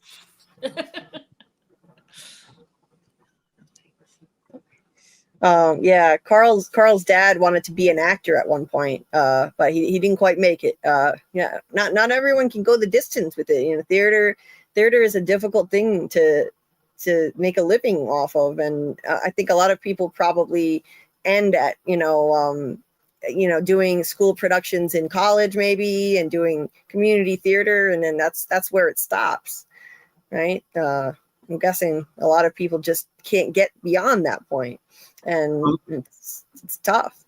Well, as I mentioned earlier, when I was in theater school, they were constantly telling us that very few of us would actually have careers as actors. And they were absolutely right. I mean, in my year, we started with 40 students. By the time they got to fourth year, I left at the end of second year, actually. I left theater school at the end of second year, as did most of the people who actually ended up working in the industry. We were all gone at the end of second year. But by the time they got to fourth year, I think there were about a dozen of them left. And of those dozen, almost none of them really had careers in theater at all. Most of the ones of us who did had left at second year. In fact, one of the guys that left at the end of second year with me, he became very successful here in Toronto back in the 80s. He did a Canadian series called Night Heat. It was a cop series. And he became very famous with that. And when that ended, he ended up moving to LA and doing a lot. He was a martial arts expert. He did Taekwondo, and he did a bunch of martial arts films, most of which went straight to video. And then he got into substance abuse and all of that stuff, and everything came crashing down. And then he got sober, and he got married, and they had a kid. And he and his wife, for the past several years, he continued his acting career. In fact, if you've ever seen the movie Unstoppable, that Denzel Washington film about the runaway train. Saw that at the fair. That's the one they were showing from the little train model. Yeah. He's got a part in that film. He's got a supporting role. He plays Chris Pine's brother, the guy who's always calling him on the phone about Chris Pine's lawyer and his divorce proceedings. And I've seen him in episodics. He was in, I saw him in an episode of Blue Bloods and stuff like that. But he and his wife is a screenwriter and a director as well. They've been producing independent films, and they've got one coming to this independent film festival that's happening in Toronto this week, and it's showing tomorrow night at a theater here in town, and I've been invited to go and see it. So another graduate or another person that left at the end of second year, another classmate of ours, is coming with me, and we're going to go and see his film tomorrow night. Oh, nice. That should be fun. Yeah, it's going to be interesting. Yeah. Jen said, thank you. I'm flattered. I think you are brilliant, Doug. Thank you, Julie, for this opportunity and community to have this cool ass intellectual brain food discussion. I'm here for the long haul. Well, thank you so much for the kind words for both of us. Thank you. Yes, thanks very much. That's lovely. And we're glad you found us, Jen. You're awesome, and you're so smart. You're so smart. You have so much to add to these conversations. So yeah, I'll do a better job publicizing the next one. I think I should have really tagged everybody a lot earlier. So I'll get back on the ball for the next one so that people can be here earlier if they're even available, of course. But yeah, I'll try to make sure I get the word out when we do the next part on this book. Jen said, that's awesome, Doug. I hope you have a wonderful time in viewing tomorrow. Thanks, Jen. Julie, if you want to aim for next Wednesday, that's fine with me. If you want to start putting stuff out, let's go for that, because chances are very slim that I will not be available. Let me put it that way. Okay. Awesome. Yeah, so we'll shoot for that then, and I'll start putting the word out early, so people have enough notice and hopefully have the chance to read up to that point. And I'll get the word out via Discord and YouTube community posts. So keep an eye out for that, guys. And you'll see updates. I've been posting in some literature groups too that I know, both Discord and that. Try to get an interest in people that just like reading novels. That's awesome. And by the way, I was going to say, if anybody who's here right now wants to get in touch with me in the meantime, you can always DM me on Julie's Discord as well. I'm not there a lot, but I do pick up my messages there eventually. Don't I, Scarlet? Yes, you do. I appreciate it, Doug. Yes. Yes, Doug is in our Discord server. So yeah, if you want to get in touch with him, he's in there. I'm trying to remember the Rottweiler. His handle in there is the Rottweiler, and no space in between that. Yes, I guess you sort of need to know that if you want to find me. So I don't think I'm going to attempt to spell that word right now. Yeah. So yeah, I'll put that in here. So Doug's handle on Discord. So yeah, if you want to find him in there, if you have any questions for him, you can always DM him in there. Let's see. The Rottweiler. So it looks just like this. I put it in the chat there so you guys can see. So yeah, you can DM him in there. Eventually he'll see it, like he said. And that's kind of you, Doug, to be willing to exchange messages with folks, like you do with From fans, who've wanted to connect with you and send you messages. It's really kind of you to do that. A lot of actors don't take the time or don't want to take the time. Well, or they don't have the time. I mean, number one, Yeah. a lot of the actors in From are a whole lot busier than I am, and they also have massive followings on social media, and it's just impossible to keep in touch. I mean, when when season 3 came out, and I thought, okay, I have to come out. I've got to start establishing some kind of a presence here. I went on Instagram, and I noticed that it was the only way that I had of connecting with any of the other people in the cast. So I sent off the odd message, but I got virtually no responses because they probably never saw them, because they get thousands of messages all the time. And I knew that at the time. I thought they're probably never going to see this because it's just going to get lost in the shuffle. But, there it is. Of course. I mean, yeah, a lot of them, they just don't have the time to get back to people. So it's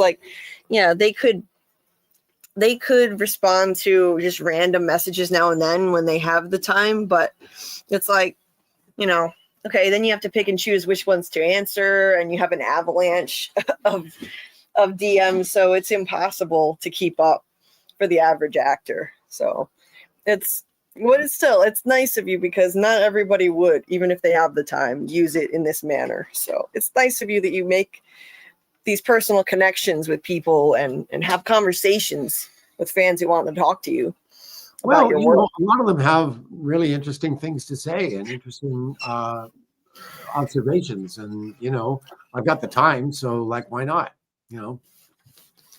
Absolutely. Well, it's awesome. And Amy said his avatar is a picture in blue of Doug playing a character for one of his plays. Yeah. That character is actually the ghost of Jacob Marley. That's from a production of Christmas Carol. Yes. Joseph Marley. I think Joseph Marley is his cousin. Sorry, Doug. It's really a remarkable photo. It's amazing. It's eye-popping, and when I first saw it, the first thing I thought of was like a giant blueberry that's exploding or something. It looks like you look like they made you into a giant blueberry man. So it's like a Willy Wonka vibe then. The first thing I thought when I saw that picture was, oh my God, it's Roger freaking Daltrey. But and the funny thing is, I'm not actually blue at all. That's a blue light. Yeah, I'm basically black and white in terms of the makeup and the costume. It was all black and white and shades of gray, but I'm under a blue special, so that's why my face is all blue. Yeah, it's amazing, because I would have sworn that you had blue face paint on, but it's just a trick of the light. Yeah. Too many snozberries. Doc said Doug still won't share with me Canada's extraterrestrial invasion defense plans. Yeah. Because you're the enemy, Doc. I think the government is more concerned about our terrestrial invasion plans right now than our extraterrestrial plans. Yeah, I think so. Samuel said you seem like you'd make a great Captain Ahab, Doug. That's an interesting observation. I've never seen it as that, but hey, why not? Oh, and I forgot to highlight this. Karl put in the chat here that he and I went to the Clay County Fair in Iowa, which has a huge model train display, and this was just the other day, or was it yesterday? It was just yesterday, and the drive-in theater in the train model was playing Unstoppable. Yeah, it was playing that movie. Nice touch. Nice touch. Yeah. A working drive-in little mini screen. It was awesome. That's Gotta very say. cool. Yeah. And Amy said Doug is one of my new favorite actors and writer. Oh, bless your heart. Thank you, Amy. That's sweet. Yeah. I think he's all of one of our favorite actors and writers. Everyone in this community, I think, would say the same. Definitely. And we were so glad. I'm so glad to hear you got a part in a show. We can't say what it is at the moment because there may be NDA issues, but you got a new part in something anyway, and so that's cool. And as far as we know, it's not going to interfere with anything else that you have going on, so that's great. And because you've always got to be thinking about the next project, and you can have one project that you're working on, but you need to be doing other things and have multiple irons on the fire if you can. So Shadow Skulk said, Doug, just you as you are an amazing part to this community with wonderful humor, experiences, life stories, and your work as a writer.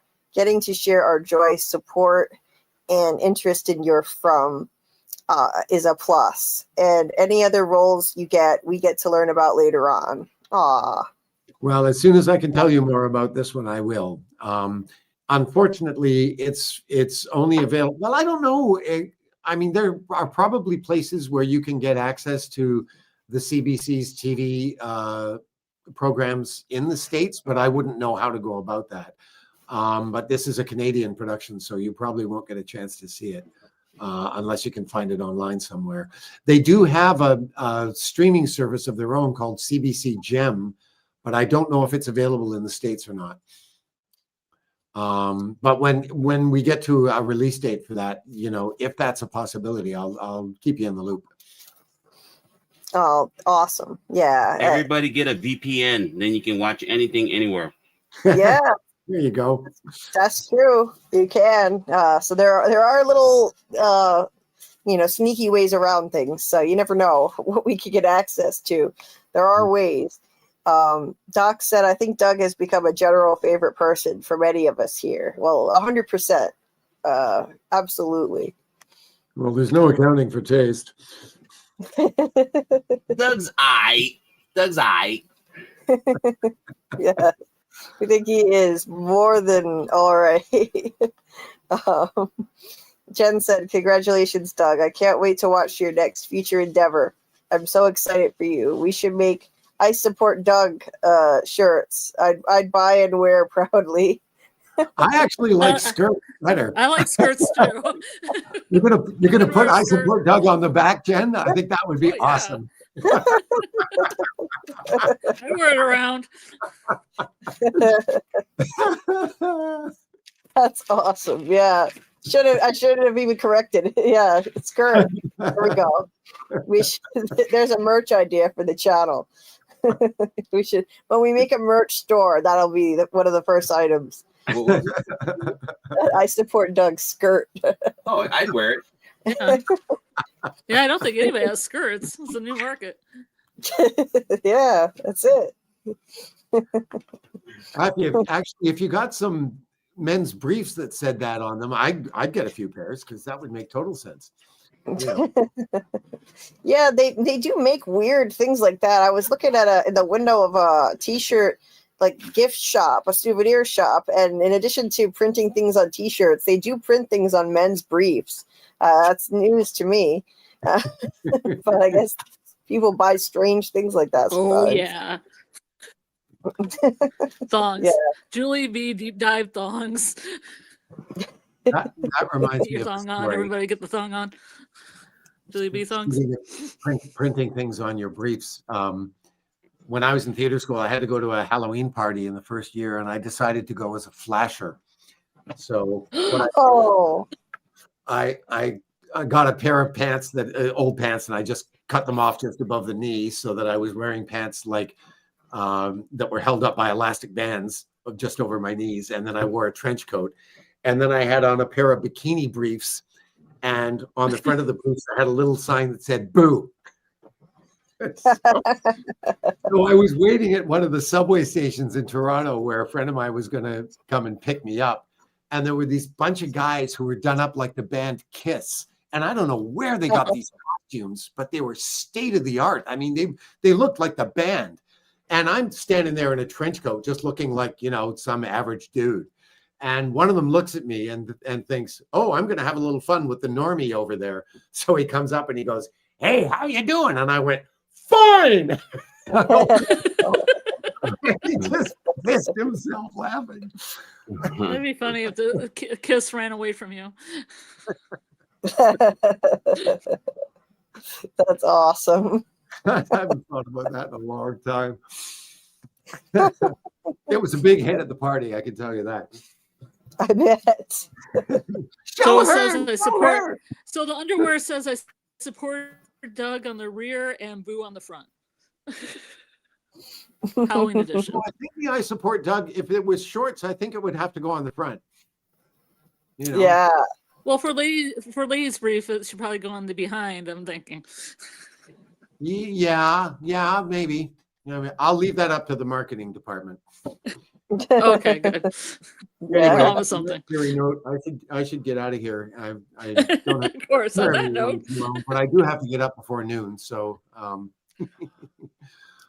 Okay. thing about the thongs. If Julie deep dives on the front and support Doug in the rear. It's gonna be written really Dear, tiny on he's the created a monster.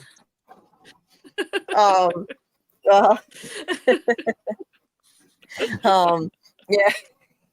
Jen, that's so funny. For the thongs, is Julie B deep dives on the front and support Doug in the rear. LOL.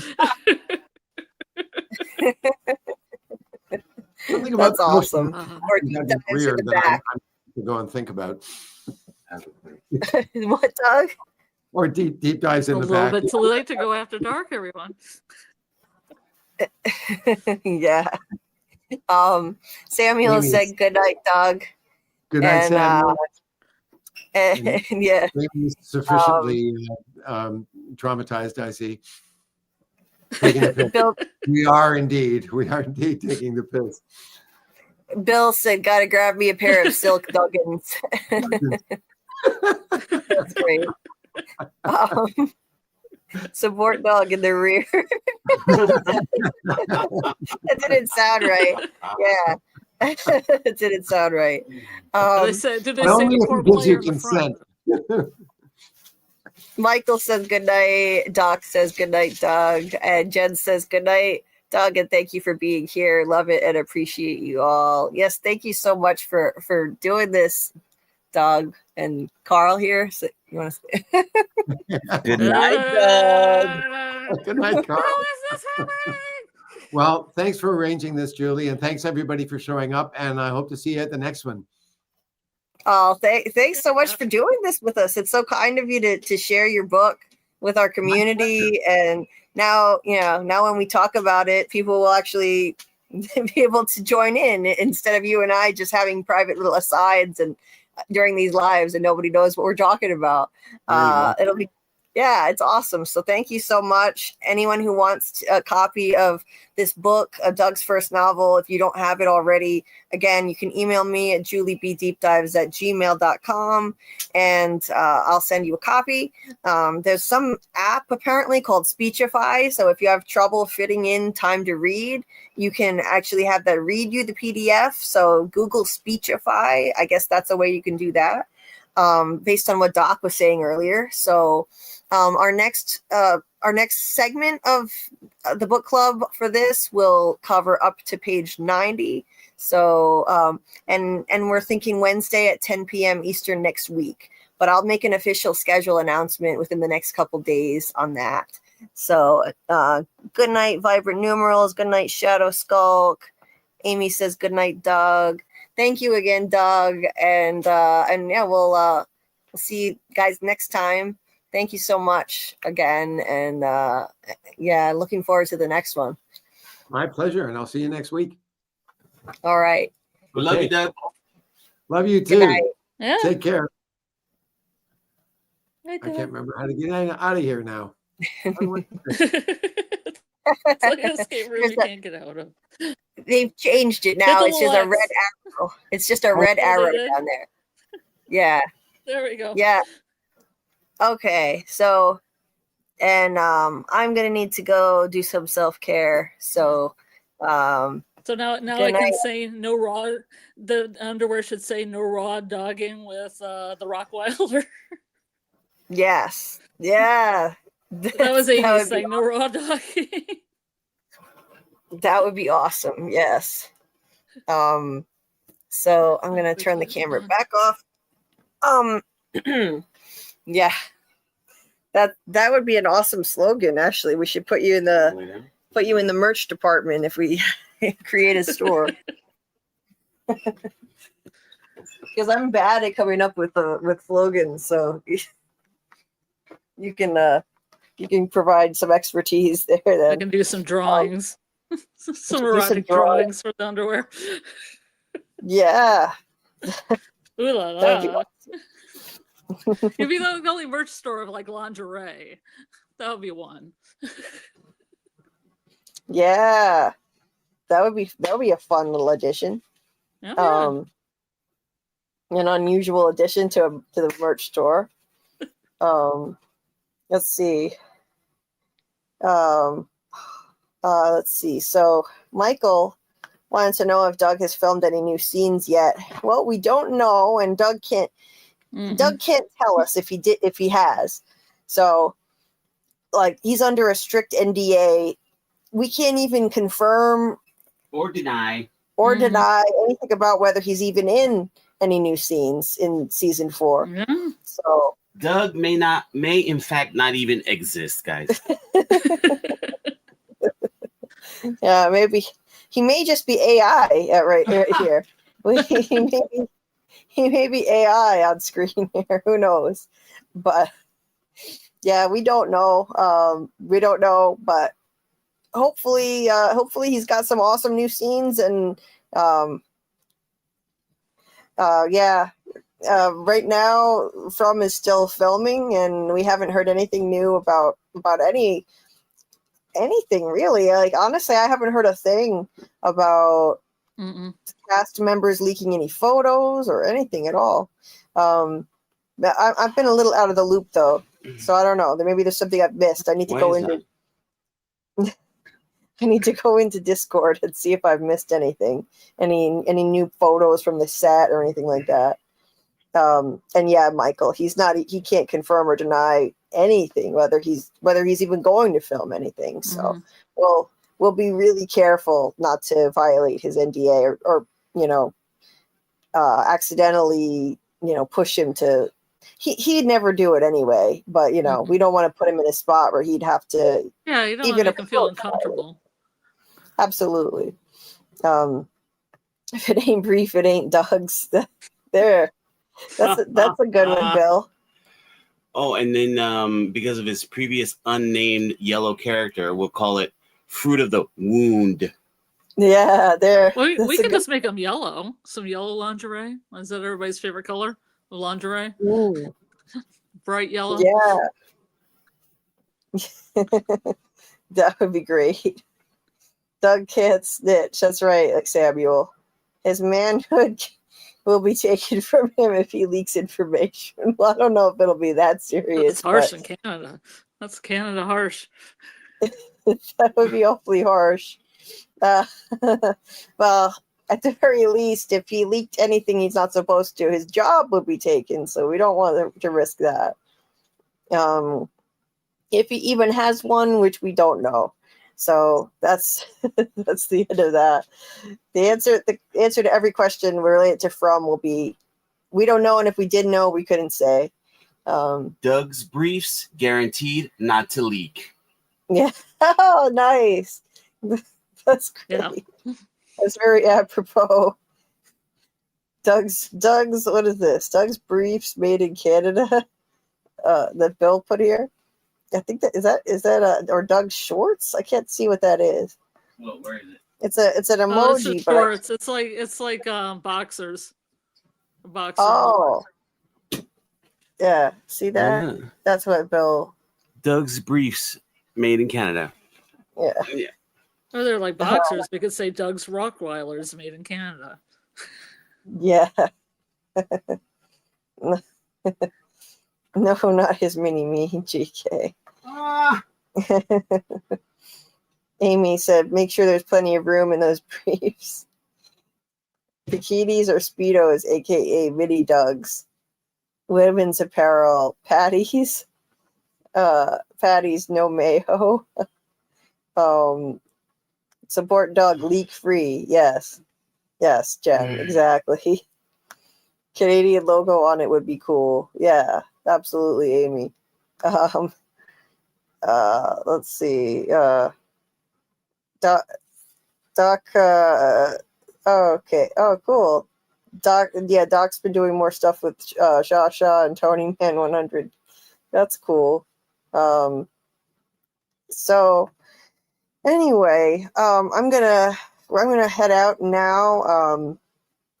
So yeah, the next live is probably going to be next Wednesday, but we'll make an official announcement in the next couple days. Things have been kind of in flux with me right now, so when we know that for sure, we'll announce it at the start of the week. And the next live will be another story time with Doug, and it will be covering up to page 90 in his first novel, The Poor Player. So if you haven't gotten to that point yet, you have anyone in the chat, or you have time to get there. If anyone is watching this on the replay and you don't have a copy yet, you can email me. The email is in the description of the video as well, but it's JulieBDeepDives@gmail.com. And we're happy to forward you a PDF for free. Yeah, but Thanks it's to Doug. Who's Underwear, Samuel. Classic.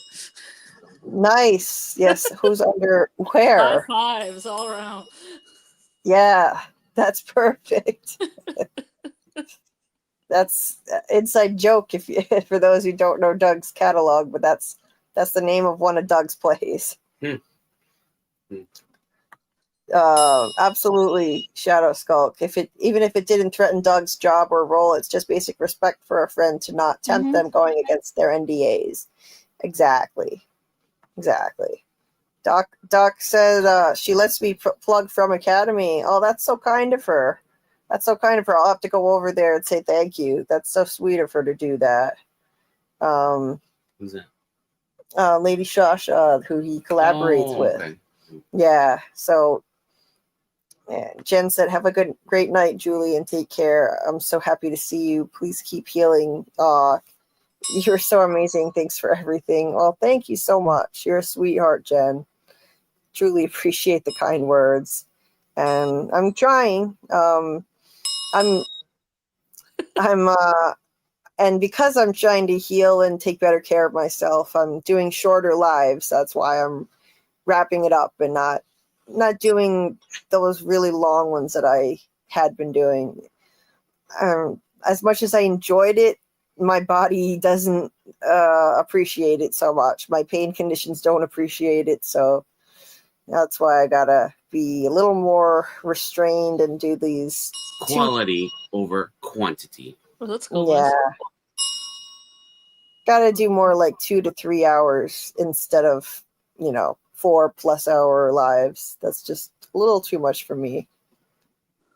The long ones. Pause. Yeah, Amy.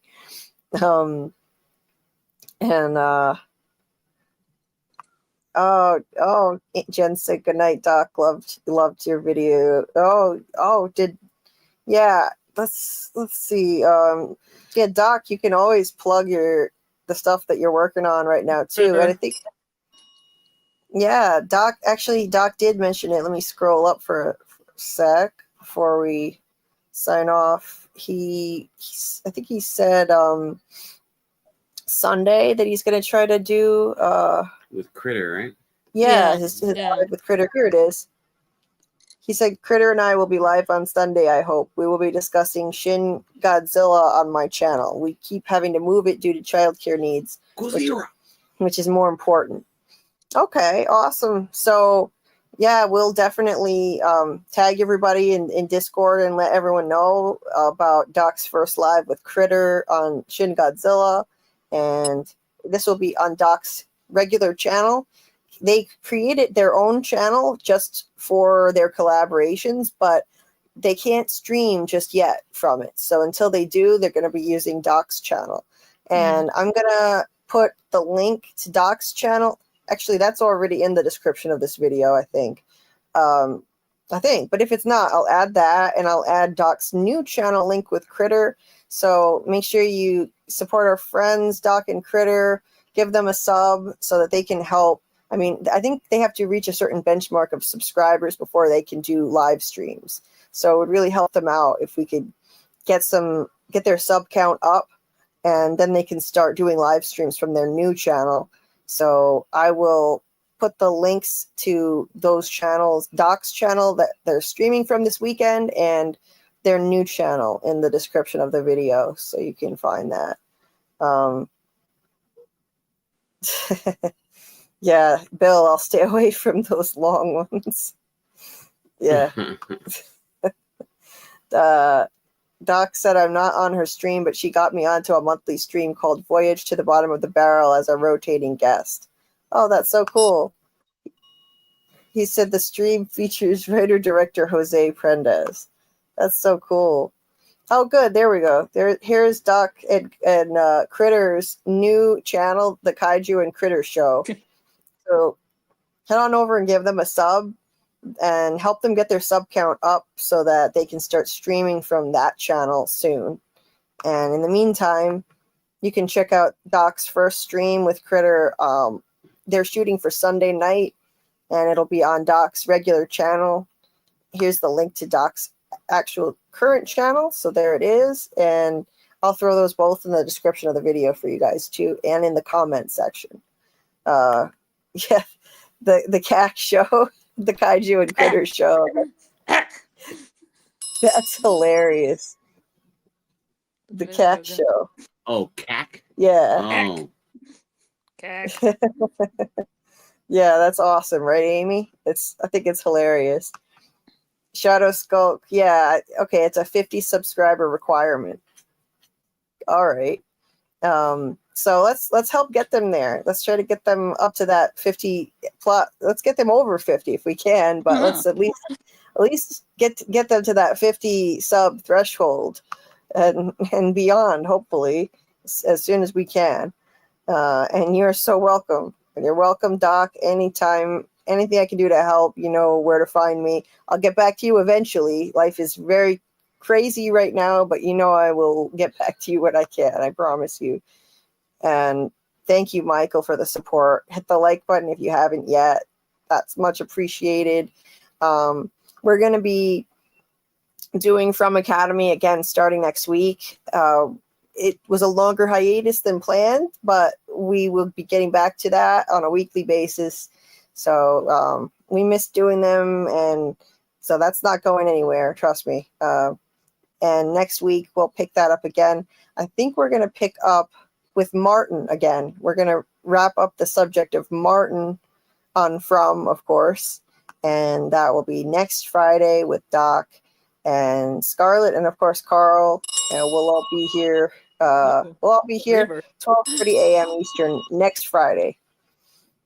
Yeah, I want to do just one thing because for nostalgia. Yeah, what's that?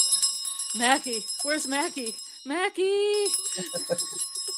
Yeah, early Show wake up call yourself. for Mackie. If he showed up right now, I'd lose my mind. He just was like, I've been summoned. Right? Yeah. Been thinking about you, Mackie. It's early for Mackie. Mackie would normally be a 4 a.m. wake up call for him. Yeah. Can't do that no more. 1 o'clock wake up. Yeah, we won't be here at 4 a.m. Not this time. So we'll have to do well, for me it's 12:18 a.m. I'm in Central Time right now. So it's 1:18 a.m. on the East Coast for Mackie. So yeah. That would be hilarious if he showed up, but what are the odds of that, though? Sounds like the Shame Bell in Game of Thrones. Yeah, kind of. Shame. Yeah. Shame. Yeah, the infamous shame scene. I've never seen it. I've never seen the show overall, but I know the scene. I've seen clips of it. It's brutal. Martin, is this? I don't know what that's a reference to, Michael, but Is it? The sitcom? Martin, like The that. sitcom Martin? With Oh, Martin maybe. Lawrence? Martin Lawrence? Yeah, maybe Martin Lawrence. And brother from the Faux Flow. No, you don't know who that is? No, I don't. Mhm. I don't know who that Angry is. Man, what you doing here? That's another reference from. Anyway, okay, so we're gonna get out of here now. Good night, everybody. Good night, everybody. See you again Thanks real for- soon. Yeah, we'll see Have you a wonderful soon. time. We'll see you soon. Don't do anything that I want to do. Make good choices. Yeah. Have a good Good day or good decisions. night. Have a good day or good night, everybody, and we'll see you next time.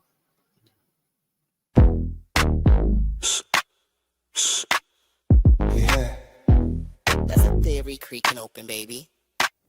Yo, welcome to the screen where the plot gets bent. Julie B deep dives, not just for content. She don't react, she dissects those threads from the lens. Catching clues y'all missed when the credits end. What you know about freeze framing frames and while you blinking, she building an evidence drum. Got a notebook thicker than the lore itself. And a chat full of nerds with a mental health shelf. Yeah, she sees the glitch, peep the double cross. You just watching TV, she talk to the boss. Every theory and thesis, no throwaway guess. While y'all on season 1, she in season X. Said rewind it, slow it, zoom in, enhance. Julie B caught the symbol in the window glance. While you tweeting what just happened like a clown, she already made a flow chart, color coded breakdown. They don't die like us.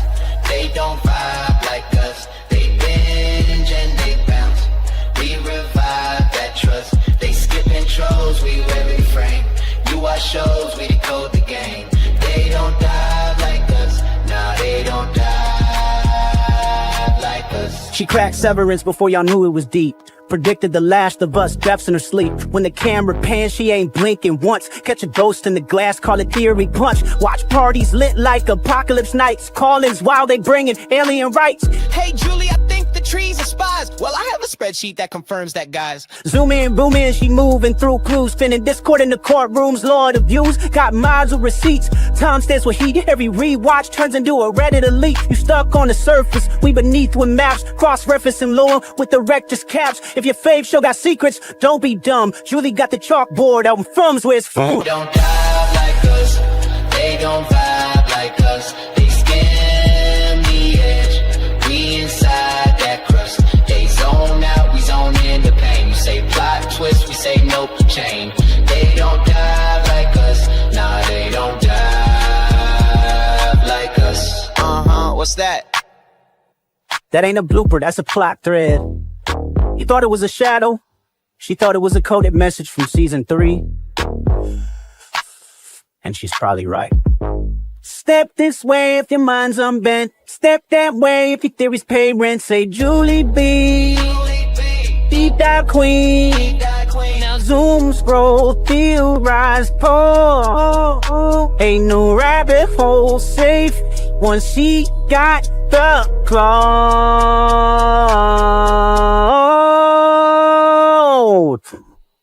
They don't die.